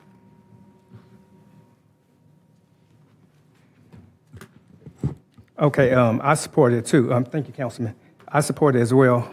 I also would like to add, maybe we can get our youth advisory committee involved and maybe establish an ad hoc committee. Since this will be our first time doing one, if we can, and we want to plug in the business community, basically. But we want to make sure that the business community don't run the stands because it's supposed to be an experience for the young people in entrepreneurship. So it's one thing for the business community to then sponsor if they want to put some seed money into it, but they can't run the stands or have anything to do with run the stands because that defeats the purpose, of this program. I think if we do an ad hoc committee, we can ensure that it runs smoother than not. What do you guys think about that? Ad hoc committee. Don't you have one already for businesses, Councilwoman? There's a business revitalization. Yeah, so why don't we? Yeah, we why don't could add take that. up? Yeah. Yeah. Okay. That would be for this coming July, like within a month is when you would want it, correct? I'm not sure about that. You don't have to. You don't have to make it this coming July. But. No, but there's an existing committee already, the business ad hoc committee for business, which is myself and Suarez on. So we'll take up that matter. I forgot about that. Mayor, Council, we'll go ahead and, based on direction from the council and mayor, we'll go ahead and we'll convene the ad hoc. I'll talk to Diane. We'll get that set up immediately. Okay. Thank you.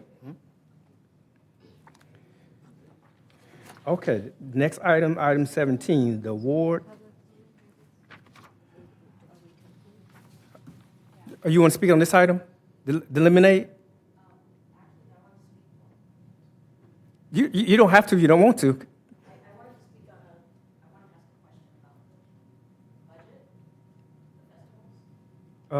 Did we? I think we're off of that. We already done Close that, Mr. Mayor. We did that one. Okay. Let's move on to the 17, awards of contract to General Technologies. Yes, sir. Good evening, Mayor and council members. This item is for the award of contract to GTS, General Technologies and Solutions, for preparing a traffic analysis report for West 147th Street. Staff. Just a sec, Director. Council member, thank you. As the public knows, the council member lives within 500 feet of this roadway, and so she is recusing herself. Okay. Thank you, Mr. City Attorney. Yes, Thank sir. you. Staff reached out to 5 companies to provide proposals for this report. 3 of them responded. Staff reviewed the proposals and selected GTS, General Technologies and Solutions, as the contract, as the consultant to prepare our report. There's monies in the budget currently to be used for this. It's money from Metro that can only be used for transportation and reports of this type. And therefore, we need to spend, by the way, by June, these funds. So the recommendation is that City Council approve the agreement with GTS to prepare the report, and I will be back here in a few months to provide that report to you. That's my report. If you have any questions, please let me know. Okay. Thank you for that report. Let's see, is there any questions of the report? If not, I'll entertain a Televere. Yeah, I just wanted to ask for clarification. I think when I went to the SCAG conference, they have a traffic division. So is there any way that their division can help us instead of using this expense? Because they have a division where they can show how many accidents were on that street, what type of accident it was, what's the traffic flow, and all that service is available to us as a member of SCAG. It's a really good question. I don't have the complete answer other than the consultant obtains all that information from that group and the sheriffs, compiles it, and then comes up with the recommendations, the analysis. So the data does exist. They need to compile it. The only thing that this consultant will do that is not available is actually take the traffic counts, the videotaping. We want to see if people are really stopping at the stop signs and so forth. That information is not available at SCAG.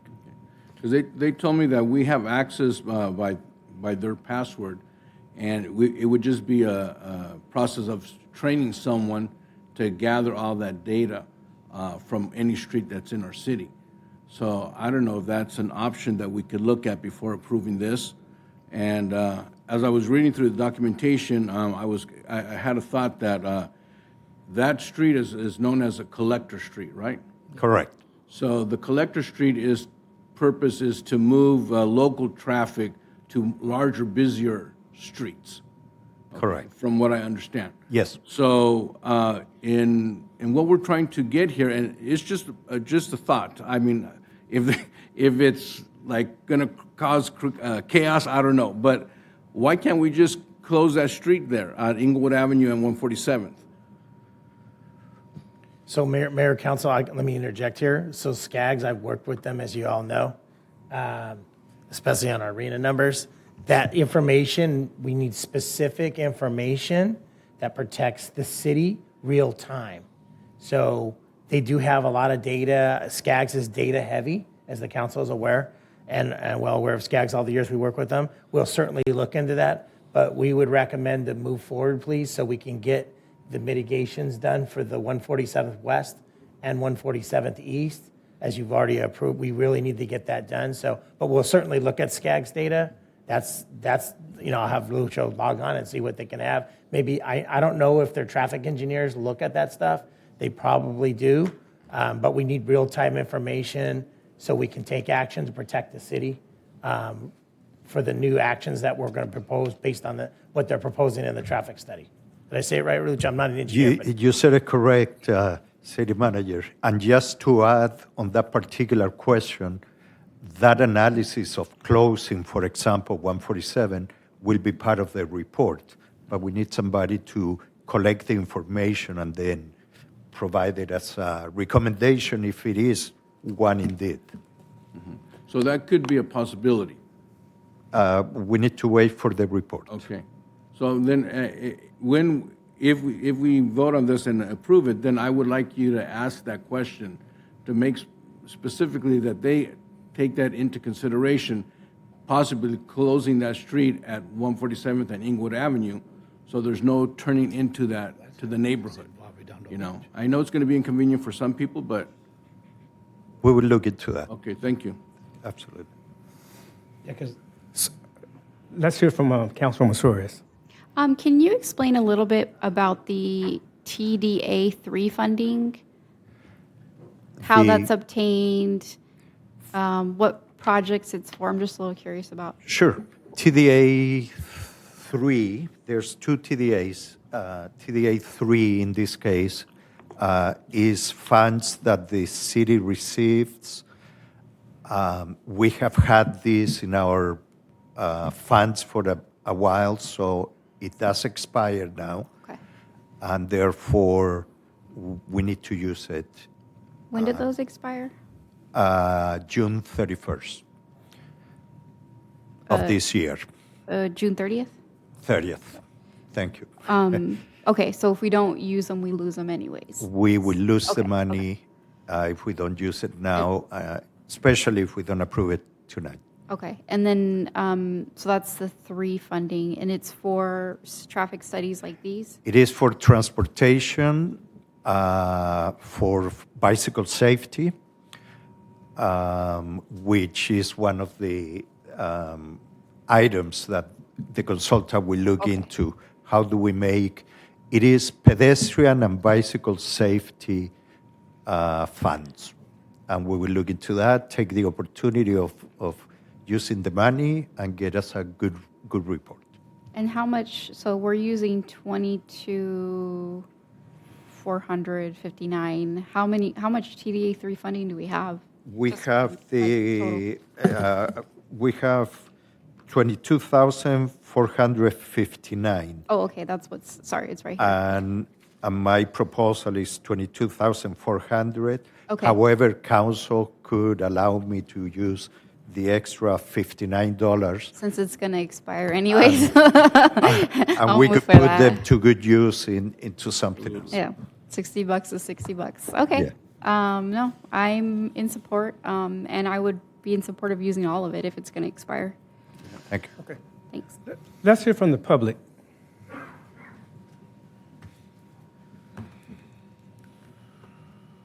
Okay. I think you guys all know me by now, so I'll skip that part. Yes, using SCAG would be a great resource, but this is aggregated data, and it's aggregated data from previous times. So in order to make this a viable current state of the street, you need to be able to have data that you can look at from right now and observe that and say, okay, this is what's actually happening on the street versus SCAG data that may be from 5 years ago or 10 years ago that doesn't reflect the current state that the street is existing, the current way that the street exists. Second point that I'd like to make is that the collector street name that is put on streets, there's not a definitive definition for that. It's kind of, I don't really want to say it to Lucha like this, but it's kind of like there you go, that one. There's a lot of streets that don't make sense as collector streets that are collector streets. For instance, on my side of 147th, Larch is classified as a collector street and Freeman is not, even though Freeman is the one that has the light on it at Marine, and that would make much more sense as a collector street. And so I'd like to voice full-heartedly to award these funds because they are going to disappear soon, and it can be put to great use for this street, as this previous study done on my side of the street showed how the street's way over-engineered with 2 lanes in each direction, and what the street kind of looks like with speed limits and with actual speeds and things of those sorts. I think we will see very similar things, and I think the recommendations that this engineering company, which, full disclaimer, my friend actually works at, so he'll be one of the people you work with, will give us a lot of good information and a lot of good recommendations. I think we should let them do their work, come back and hear them because they're excellent at their job. Thank you. Thank you. Yes, ma'am.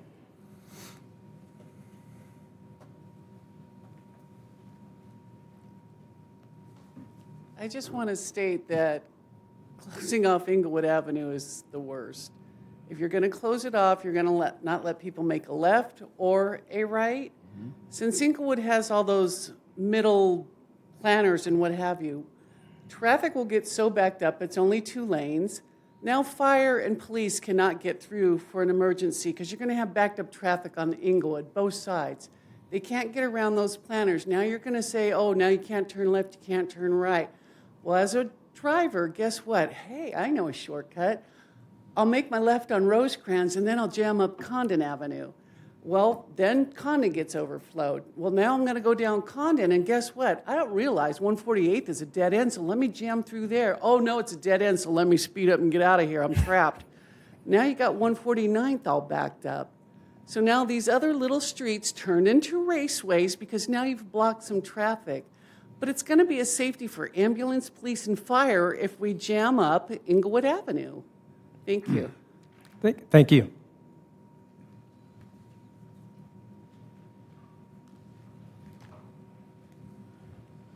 Dina pretty much said what I was going to say. Again, what about the speed dots? I thought that was something that was being worked on or talked about as well. Speed dots. I don't think that's expensive. I don't know. You guys are the ones looking at it. You guys have to do a report. But speed dots would be a start. And yeah, let's not close 147th Street. It's just figure out a way to talk to people or figuring out some way to make them slow down so that in the future someone doesn't get hurt. Thank you very much. Thank you. Okay, any further discussion on this item? No, but I'll make a motion that we approve to award the contract to General Technologies and Solutions in the amount of $22,459. And I'll second it. Traffic analysis of West Side 147th Street. I'll second. A rare motion.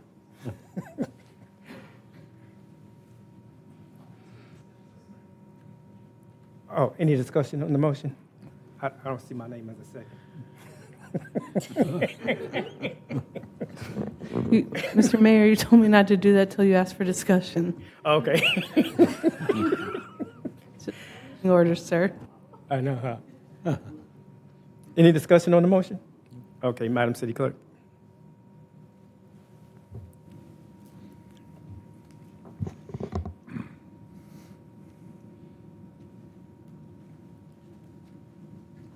Oh. Have a problem here? I was waiting for Councilmember Cuevas. For item number 17, the motion passes with Councilmember Cuevas recusing herself. Okay, thank you, madam. Okay, let's see. Let's get a report from the city manager. Thank you, Mayor, Council. A couple items today.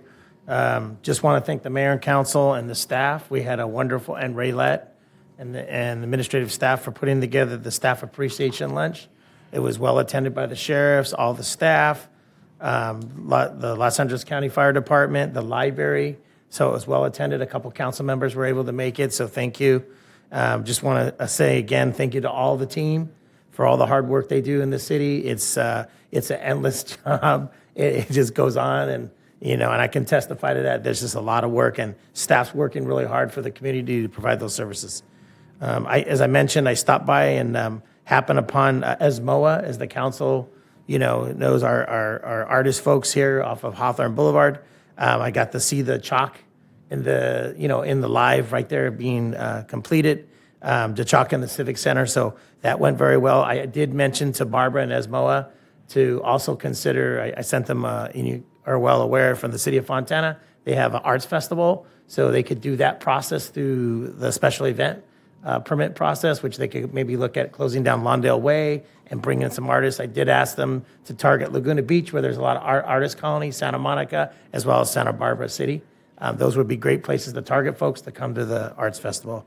And then I just want to, Jason has a few words to talk about his health and pet fair. He wants to highlight a new item that he's bringing to the festival.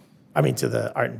Thank you, Jason. Go ahead. Thank you very much. This is a joint event hosted by the Municipal Services Department and Community Services.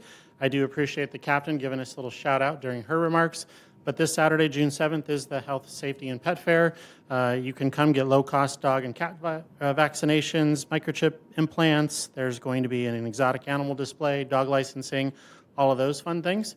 But there's also stuff for humans, too. It's not just pets. There will be public safety demonstrations, a child ID station, face painting, food, music, and this year, for the first time ever, we're doing a Ninja Nation course.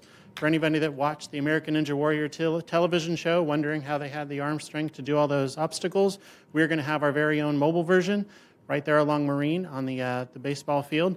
Very excited, so please share with the community. Invite all of the middle school, high schoolers to come out. It's going to be kind of a 2 runs next to each other, so you get to challenge your friend, your mom, your dad, your cousins, whoever.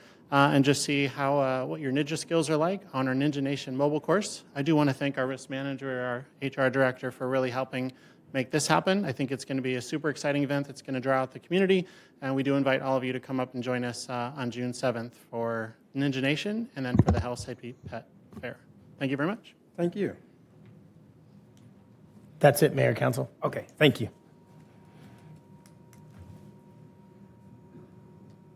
Items from council members.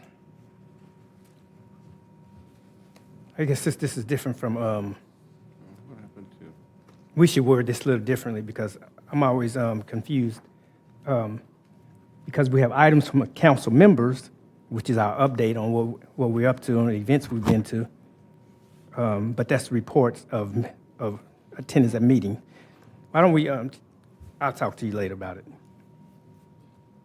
But let's go back to 18, items from council members. This is put on by Council Member Frank Talavera, a discussion of council policy regarding recognition requests. Do we need a staff report on this? Mayor, Council, we put together a quick staff report. The council provided direction to staff to investigate cities.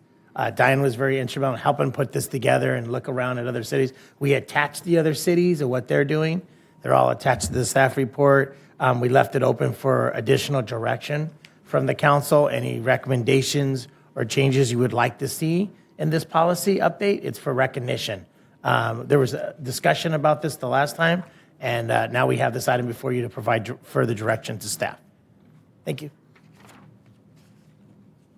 So why didn't we adopt it the last time? Why did we have you guys to take another look at it. You know, the mayor council, the policy is somewhat, it's a little older policy. It had some items in it that were outdated that we no longer engage in.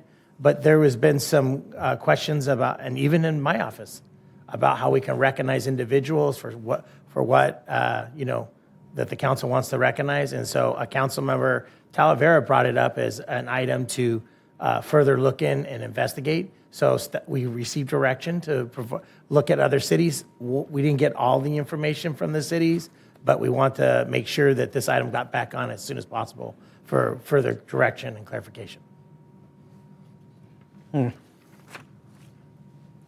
Councilman Talavera, let me ask you this. Is this what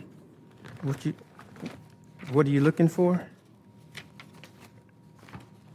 I see some samples here from City of Torrance and City of Hawthorne. I didn't see one from a sample from what would be the policy for the City of Lawndale. No, it's there. So that's why I wasn't clear.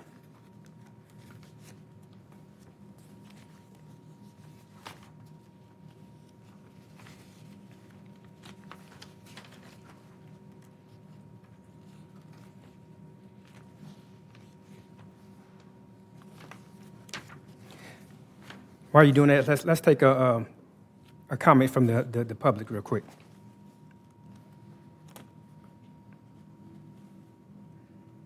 Yes, ma'am. Good evening. I just have a little bit of a comment here, and I think probably all of you probably would guess whereabouts I would stand, and that would be in regards to this changes that we're doing. Let's keep in mind what's sacred about our city is on that seal, and we don't give that seal out like it's peanuts or M&Ms. It's something that is very sacred to our city, just as the church has a Bible, just has different organizations has something that means something to them.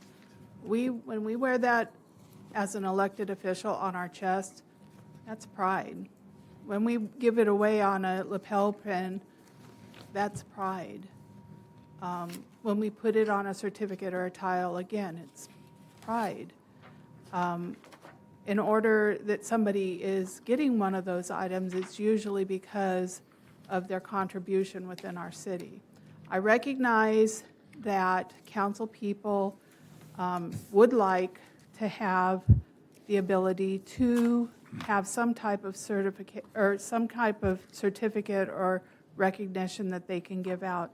I would just hope that before we did that, we would consider creating a city logo or something, if that's what that the city seal not be on whatever recognition is being presented. Maybe something else. All of you are welcome to use your title, and any time you go to an event, you can use council member, you can use mayor. That's a given. But as far as the certificate, I would not like to see our city logo be used for things that aren't related to our city. And I think another reason that it shows that our past predecessors that started this city felt the same way as what I'm coming across, that they turned around and had a city clerk who, by all means, she's the keeper of that seal. It's a big deal, and I don't wish that reverence go away. It's kind of like when we grew up, you got a trophy in Little League because you were the best, and now we're down to participation trophies. I don't want to see that happen to our seal. Thank you. Thank you. Mayor, Council, I just wanted to call to your attention on attachment B. We have the city's policy. Sorry about that. Council Policy 2695. And You mean Exhibit B? yeah. Is that the Yes. same as Attachment B? That says Yeah, that on the front Oh, page. okay. Oh, here it says Exhibit B. Ours is different from the people.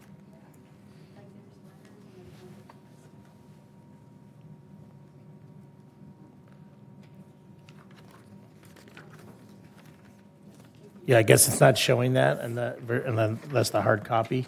It's the same policy that we presented at the last meeting, 2 meetings ago.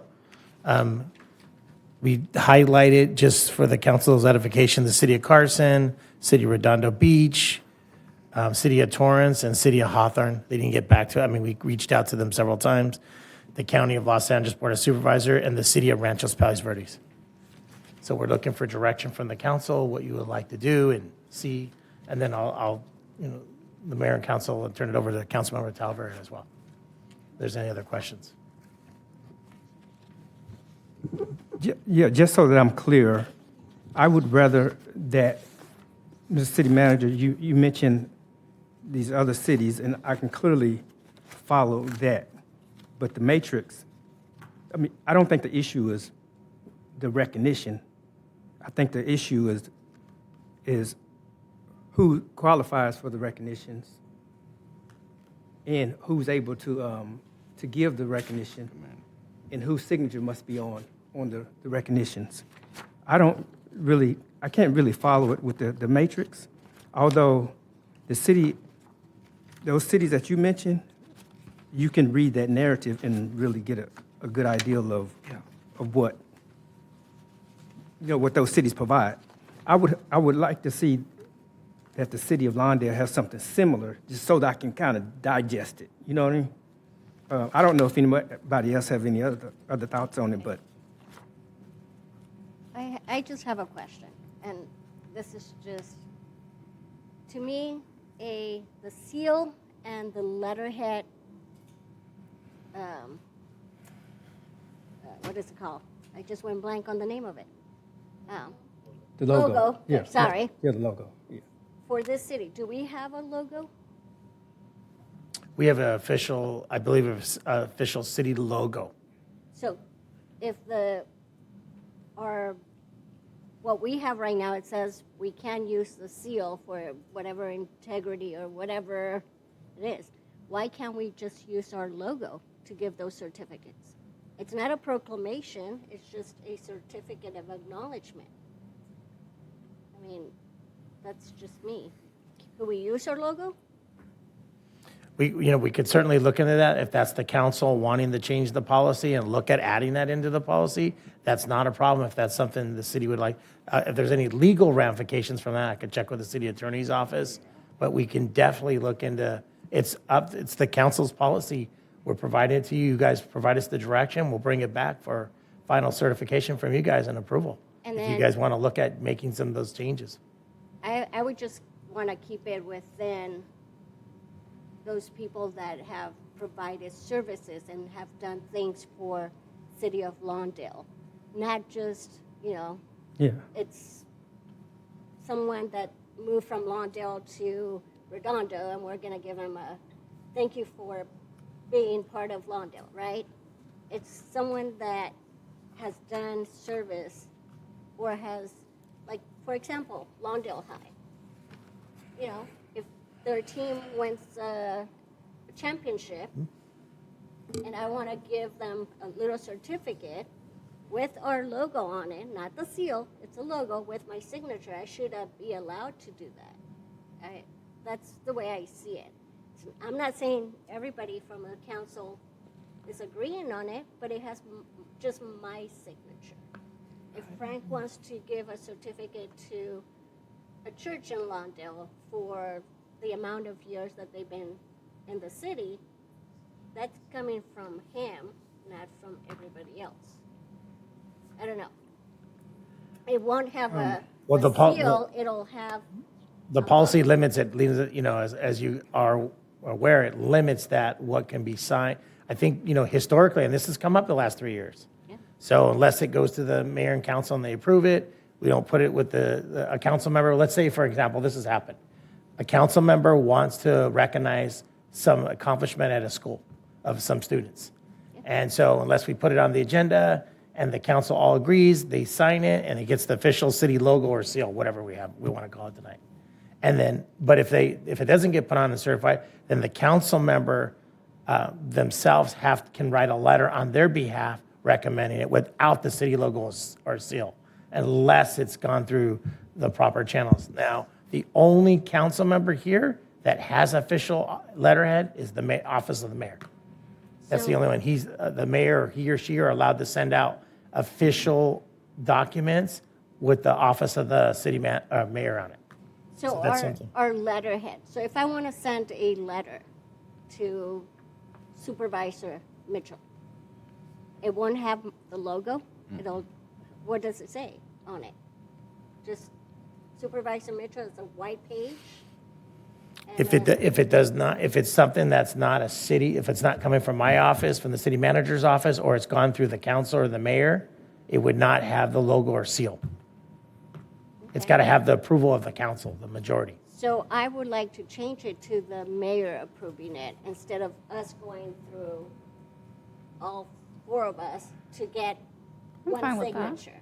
It seems like that's common on the other policies. The The mayor- mayor, if you Yeah. already has the authority, then that might just be. I'd rather have one person Request instead and of receive waiting by staff and forward 3 to the mayor weeks for to get, review and or approval. 2 weeks to get approval by the other. Totally understand. This has come up often between the council members and mayor. I've been asking for it for the past 2 years, and I've been told no, so. You have a question from Frank down there, Robert. Okay, yes, sir. Yeah, I would just like to state that, Rhonda, I'm totally in agreement with you, okay? And I hope you're not insinuating that up here we would just give these out willy-nilly, because we're not, and that's not what we're talking about. I totally agree with you that our logo and our seal, our letterhead is sacred, and we give it out at appropriate occasions, okay? So, and I brought this to the council only because of the experience that I had, and I'm not trying to just recognize my friends, okay? But this church was the first Hispanic church in Lawndale in 1964. There was no other church in the Lawndale that was Spanish, okay? And the pastor was turning 99 years old. I hope I can get to be 99 years old, okay? So, and any centennial, and not just my friend, but any centennial from in our community, I hope we would celebrate them. I hope that we would have the opportunity to celebrate them and instead of someone else celebrating them when they belong to us. Okay, so I would think, and I think Shirley had mentioned before that she has tried, and the purpose for me to bring this was just to bring light to the situation of how easily, okay, it was not directly either, for me to obtain one from Hawthorne's city council member and from Holly Mitchell's office, okay, and like I said, in our policy, there was things there that, we can give one out to Tiny Tots graduations. Well, I looked up Tiny Tots, and I think there's only like 6 Tiny Tot programs in LA, and they're not around here. Okay, so definitely it's old, and it needs to be updated. And I think that if we were able to recommend, and if it has to go to the approval of the city manager and our mayor, it would be good. If you look at all of them, I tried to look at all of them, highlight them all, and come up with a comparison of all the best practices. So, and I think I was able to, and one of the things that between all of them, it says that that recognition will not be issued for political endorsement or private commercial promotion, which I agree with. Making would not be issued for matters lacking a local connection or public impact. Okay, so all that is in compilation of all the examples that we have. So I just want us to look at all the examples that we have. Looking at ours that is very outdated. Okay, and I agree. I would probably agree with Shirley if she wanted to make a recommendation to honor Lawndale's CIF. That's an accomplishment. Okay, not every football team gets to go to CIF, but if Lawndale's football team gets to go to CIF, I will tell you 100%. I don't really care about football at all. Okay, I barely passed my tennis class with Dina. All right, in 1975. All right, so I'm not a sportsman, but I would not be against or not in favor of Shirley bringing this recommendation, because she knows, she probably has a connection, and I know she's more sports oriented than I am. We didn't know each other, okay, but now we have a common ground also.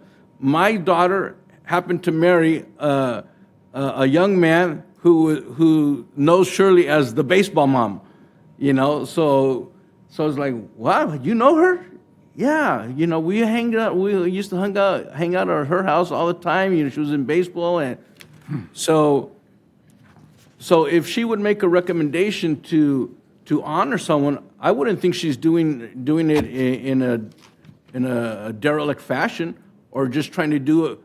Maybe she knows all the football players on the team.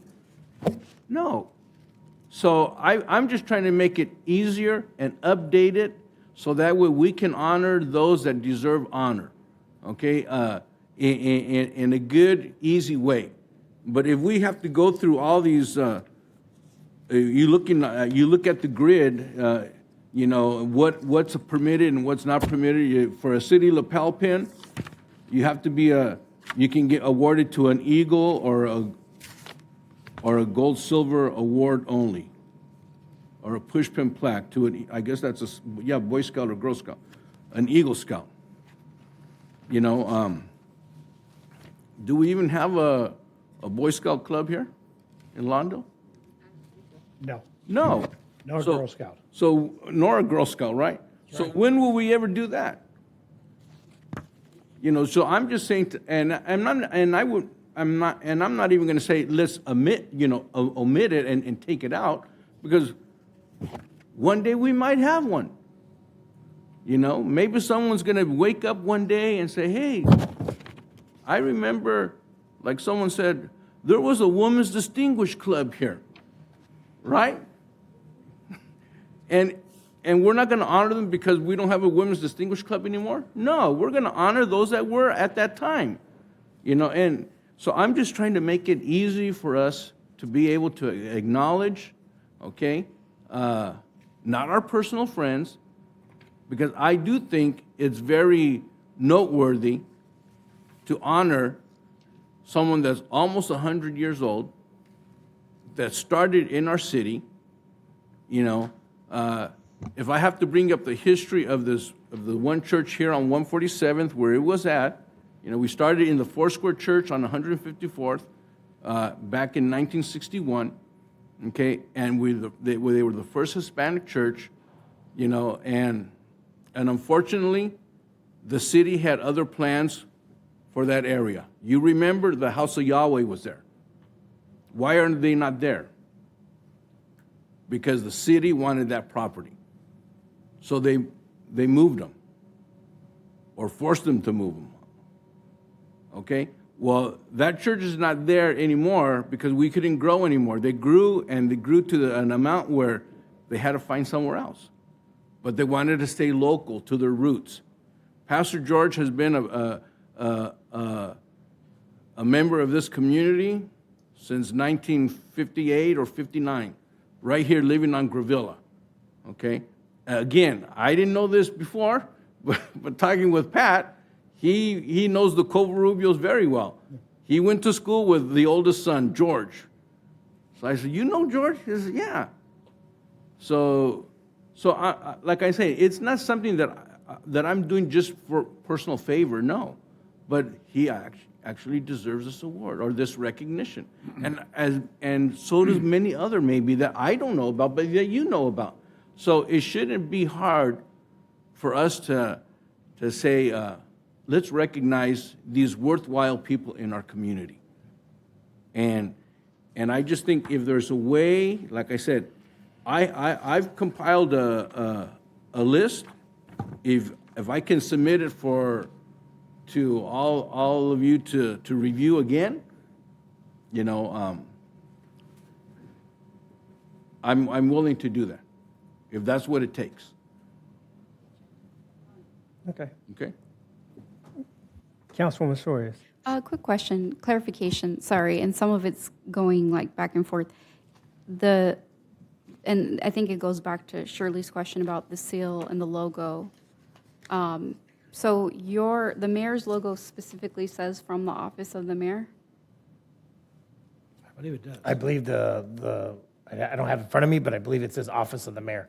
And then each department has their own, because like. No, that we use the City of Lawndale logo on the letterhead. Every single one? Because I think MSD has like it says MSD on it. I don't know if the other ones, do they, or they're all exactly the same? I'd have to check on that to get a complete answer, but I know most departments use the city logo and the address. Okay. And then you mentioned something about the city manager can use the seal or from the office of the city manager? We don't have a specific office, but I use city letterhead. It has letterhead. But it's the same as all the departments? It should be, except for with the exception that you mentioned, MSD. I'd have to check on that one. So Public Works doesn't have its own, I'm just curious. Like I'm wondering. From memory, it looks like it is just one for the city. I don't think it says Public Works. Okay. I'm just curious because I'm just curious because staff uses it, but the electeds can't use it on a letter. I guess that's my confusion. So I would just follow up with a question. So the city departments can use a letterhead, but we cannot use a letterhead. Because the actions were probably, just in general, we receive direction from the council. The city manager directs based on the council's direction, and we're doing official city business with direction from the majority of the council. So that's why they're using whatever they're sending out in their day-to-day operations of executing their duties. But with regards to council direction, if you bring an item back and it gets on the agenda and it gets approved by the council, it gets the letterhead. But the mayor is the only one that has his own letterhead. It says Office of the Mayor. And he can send out letters individually on his behalf as the mayor. That's my understanding from learning from the process. That's right. Yeah. So is that a policy with regards to, sorry, I'm just still trying to understand when it can be used. And I'm guessing it's within the duties of city business. I'm guessing, but I guess is there like a specific policy that outlines, because we don't want, anybody, I do agree, we don't want just anybody using it for any purpose. I think is that what the definition is? Is that in writing? I'll have to get that back and bring it back to you and research it. I don't have that answer. That's a good question. I have to find out on that, on the letterhead. Yeah, I was going to say the same, that I would want to go look at the council policies on that. A reason that individual council members would not have access to letterhead would be because individuals, at whatever time the policy was made, they didn't want individual council members to make statements that could be confused as coming from the city as a whole, where department heads, as you said, ma'am, transact business, so it needs to be on city letterhead. That would be a reason for the policy, but the city manager and I need to go back and see what exactly the policy says so we can inform you to that. Okay, I'm just. And that doesn't mean that policy is the law. It just would be the kind of the basis or the rocks on which you built the policy, was that the council at the time the policy was written didn't want individual council members making statements that look like they could be on behalf of the whole city, because the council tends to act as a group. That would be the reason for it. It's not to say it can't be changed at the will of the council. So let us go back and see what's there, and then bring you what's there and anything that we have that might say why a decision was made. And then policy decisions are the five of you, not me, so I'll stay out of the way. Okay. Yeah, I'm very curious. Yeah. About. He already spoke.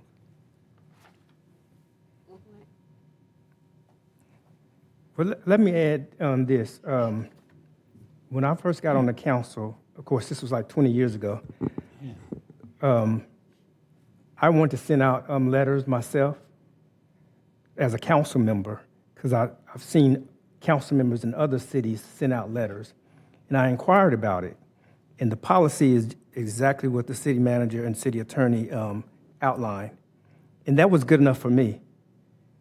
I said I wanted to revisit it at some point, but it kind of felt under the radar. And then when I became mayor, it became a moot point, because now I can send out. I'm not trying to sound like I'm all that, but now my objective is been reached. By the way, I have yet to send out. I can probably count the number of letters I've sent out individually, even though I have the authority to, with my own logo and everything on it from the office of the mayor. Because that wasn't what my objective wasn't to start sending out letters with, saying that I'm the mayor. But it was just because I wanted to communicate with the public as a council member and have it authenticated where they know this is official communications. Not that the language itself should be written in such a way to where there's no way you can get the impression that this is the whole of the council. When I receive letters from individual council members from other cities, and they can, I assume they can send them out in conformity with their policies, I never got the impression, except on a few occasions, that this communications is the communications of the whole council. But it's my understanding that it was that individual council member. So I think it's worthy of looking into, even though I won't benefit from it, but for the benefit of the council members, if we have a policy where you guys can send out individual letters, long as it doesn't infer that it's from the whole council, then I think that's fine. Now, I don't know about the logo or the logo I seal. That's to be determined, what that is. I'm not sure what that's about. I think this is a logo. Right. That's a logo. To me. Yeah, that's a logo. I'm referring to this right here.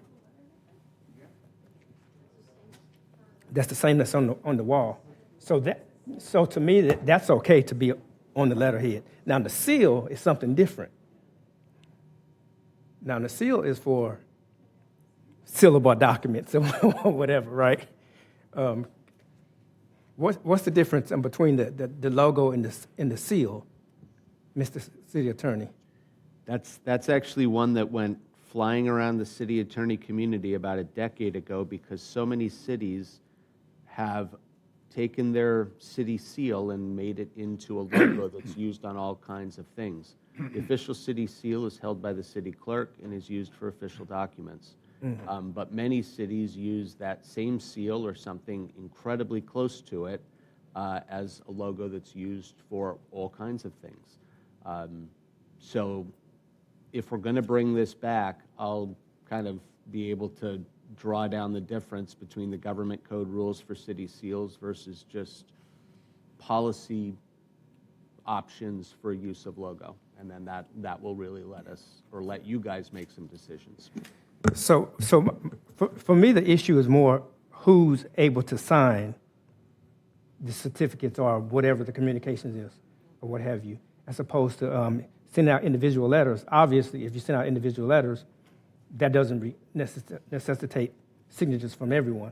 But if you're doing a certificate, I would like to be part of that signature, the signatories on that certificate, because I am the mayor, and I believe that people will not necessarily treasure it more because of the mayor's signatures, but they would expect that the mayor signed it.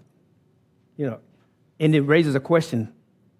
Okay, why didn't the mayor sign this? Is he for us or against us, or he doesn't care about our anniversary or whatever the special recognition is? So So some of these actually says, like the city of Torrance,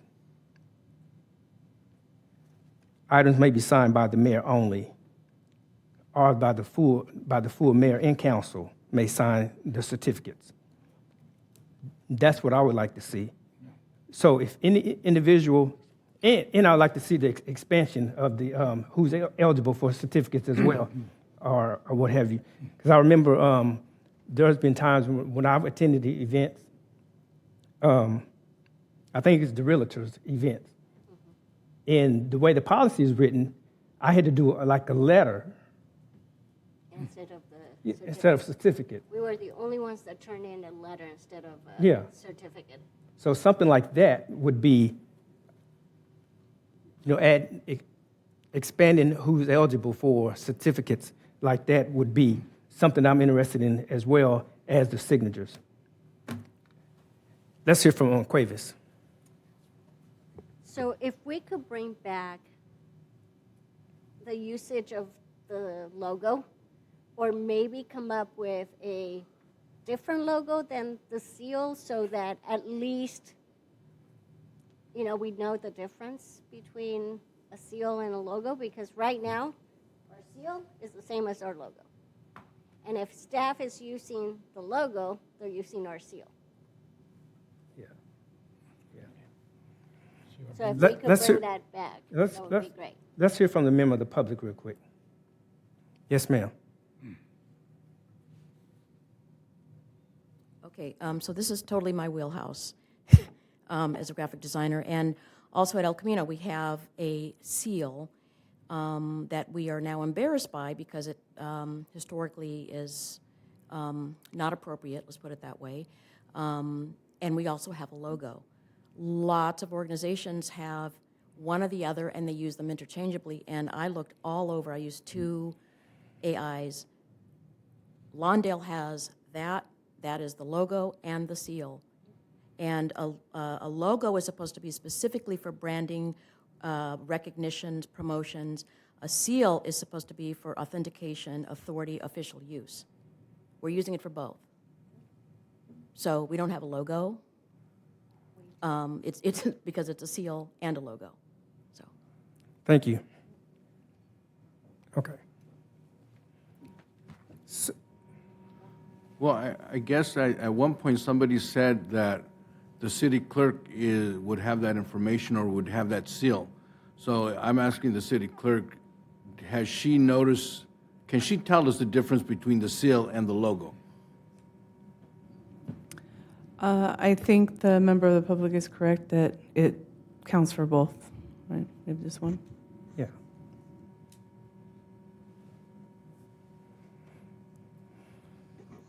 I guess I would say that I could see this as like a notary. If you're a notary public, okay, you have a seal, and that's the thing that authenticates something as a legal document. Recognitions don't have to be legal documents. No. They're ceremonial. Yeah. Okay, so it wouldn't have to be certified, authenticated, because it's ceremonial and shows an appreciation on part of us to that individual or that organization. So I'm just trying to make it easier. Mayor, Council, we'll bring it back after we heard more comments and with all this great feedback. Yeah. Work with the city attorney's office, city clerk, determine if that's a logo or seal. I think it's interchangeable, and bring something back. And then, based on what I'm hearing, you guys like the city of Torrance, and we'll integrate some upgrades to the policy, put some red lines in it from some other ones, and provide some flexibility and get feedback. And then, yeah.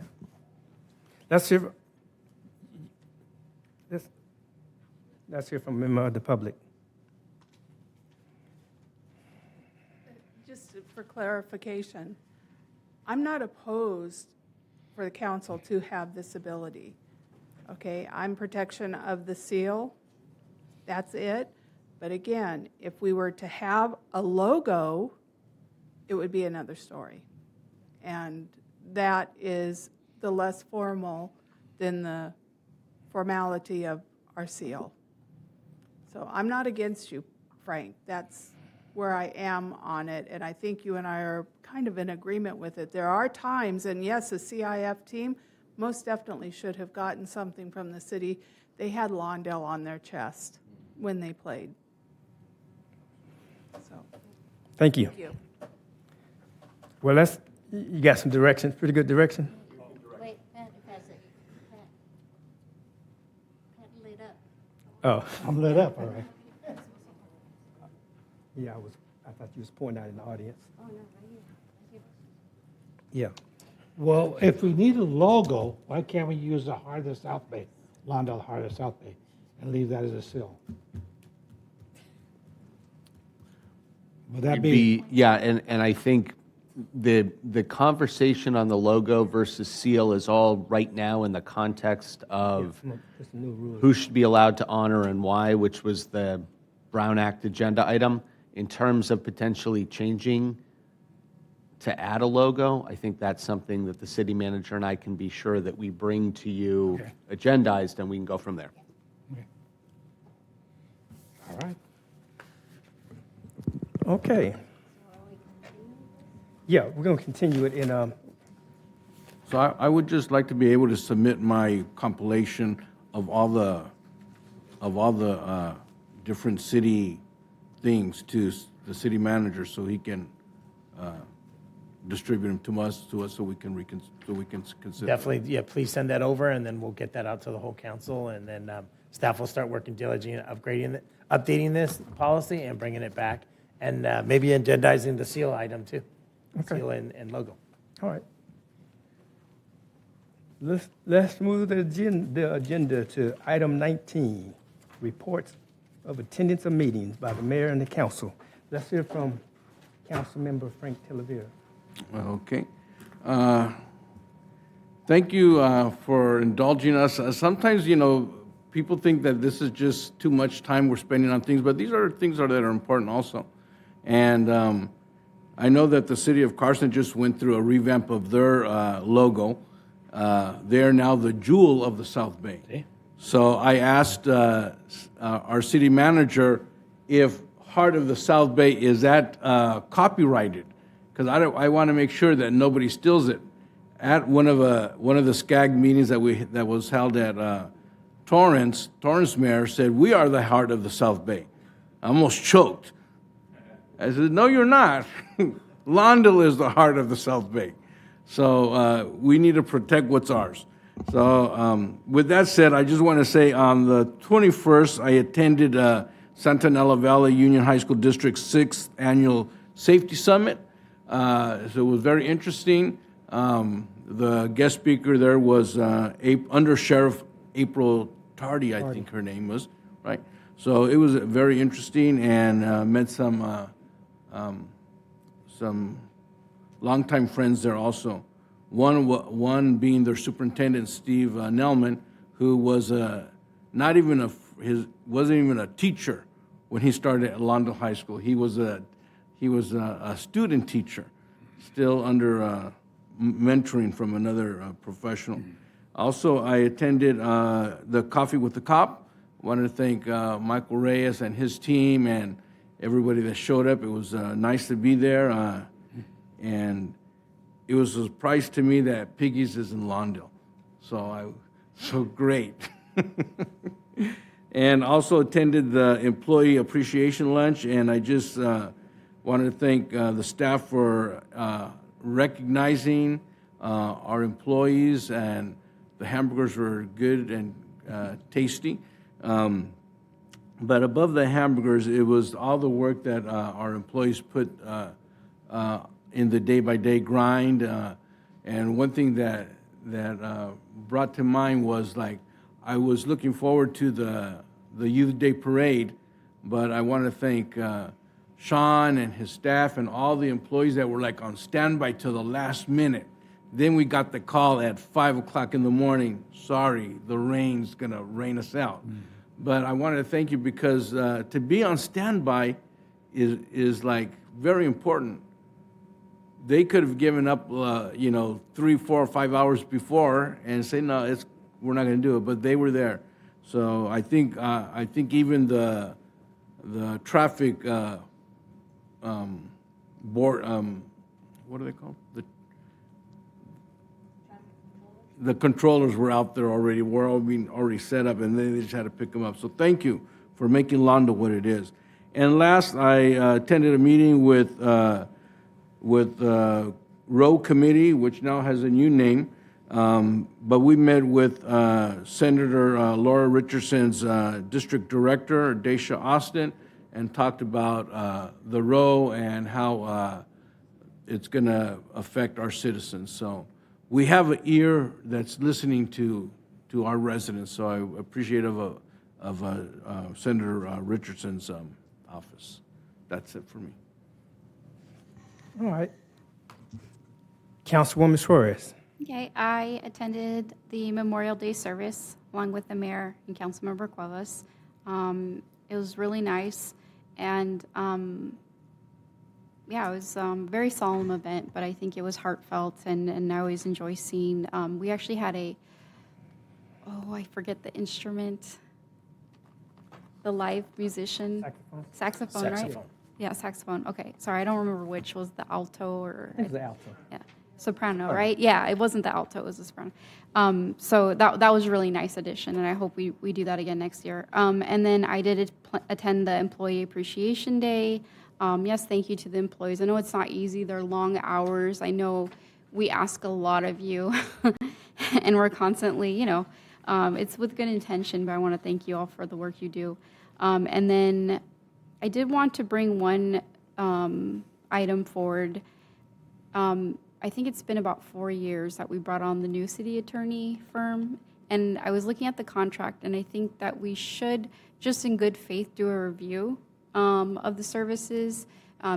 Council gets elected every 4 years, mayor every 2, so, that's kind of our review, but I do think it's good practice to do that, so if we could bring that forward.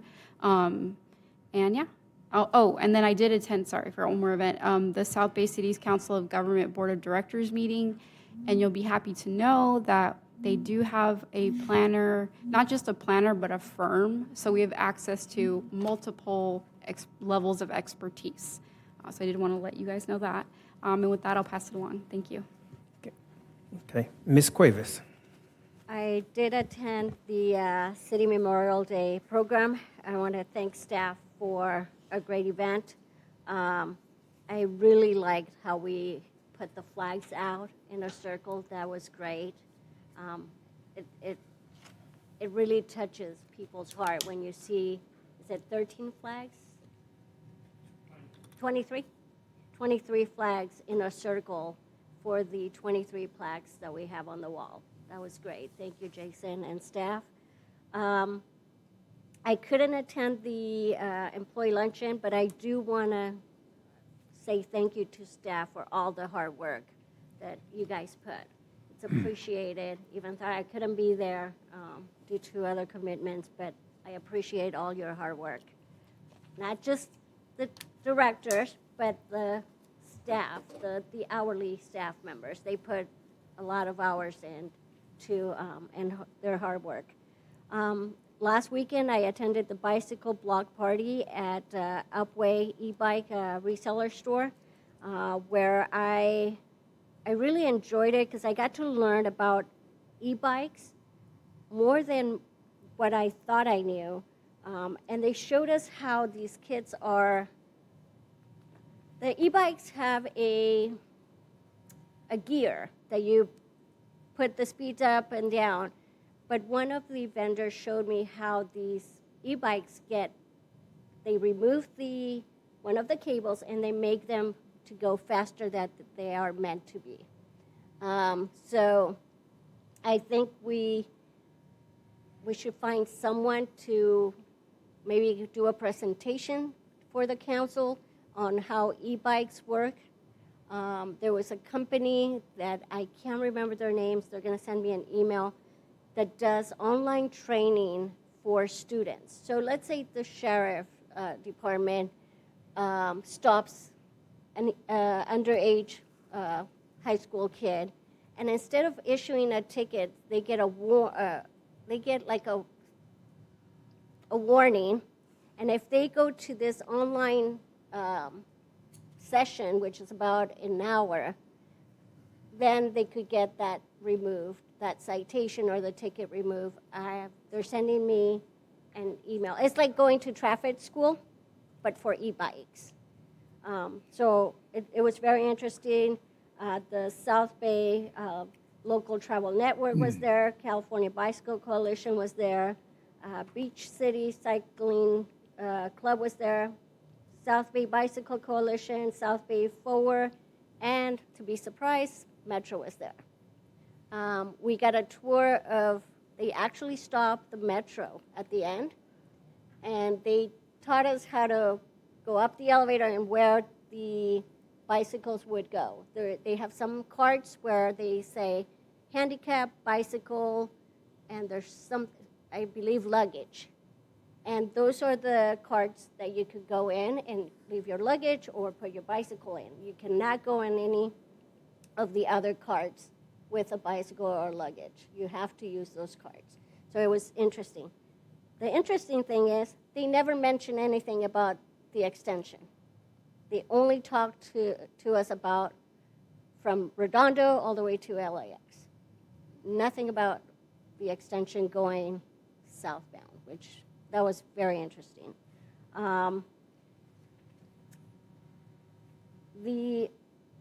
Another subject, someone asked me, they watched the YouTube channel with our meetings on YouTube, and they were wondering if we could put our graphs on YouTube, so as they're watching, they know what we're talking about. So I don't know if no, like for example, the budget. We got to see it on the screens here, but is that also being added on YouTube? Or? Mayor, Council, I can check into that. That's a good question. I don't know. That one I need to research with staff, check with Raylette. If we could look at that, because sometimes we get presentations and charts, but if you're on YouTube, you can't see what we're talking about. So it would be good to include those that are.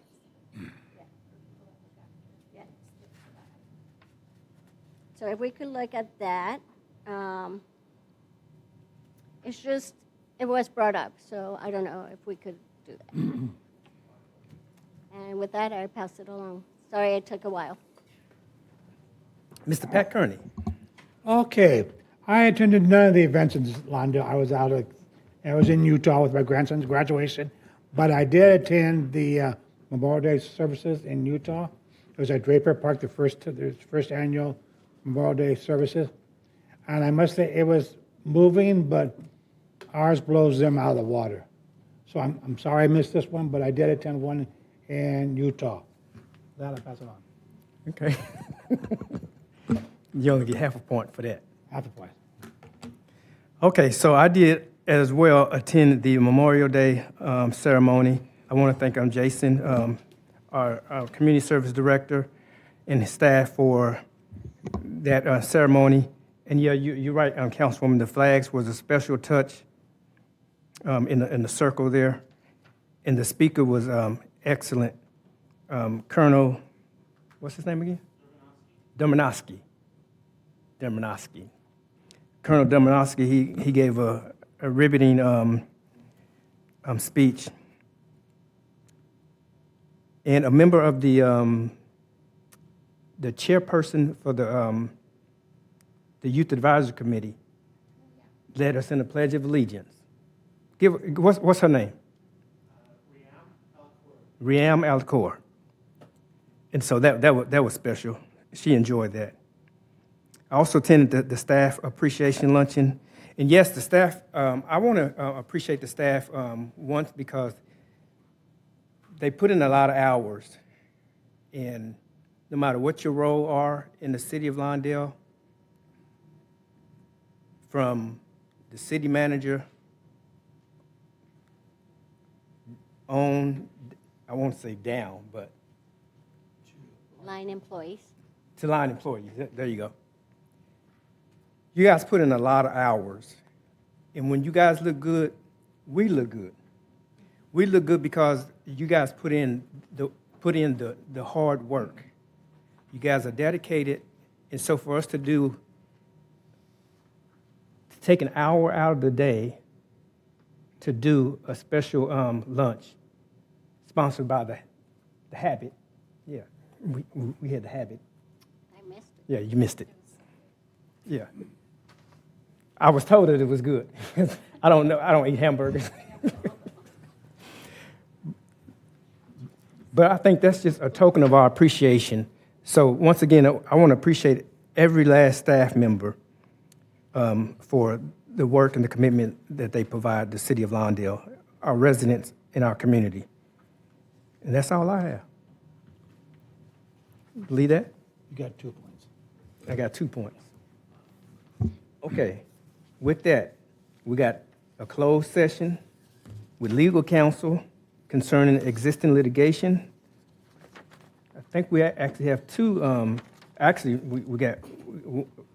we dropped one. So I'm going to ask the city attorney to explain the closed session. Thank you, Mr. Mayor. Yes, item 20, the existing litigation matter, does not need to be discussed this evening. So we've pulled that from the agenda, and we'll move just to item 21, conference with labor negotiator pursuant to Government Code 54957.6 regarding the city's negotiations with the represented employees. Thank you, sir. All right, let's do it.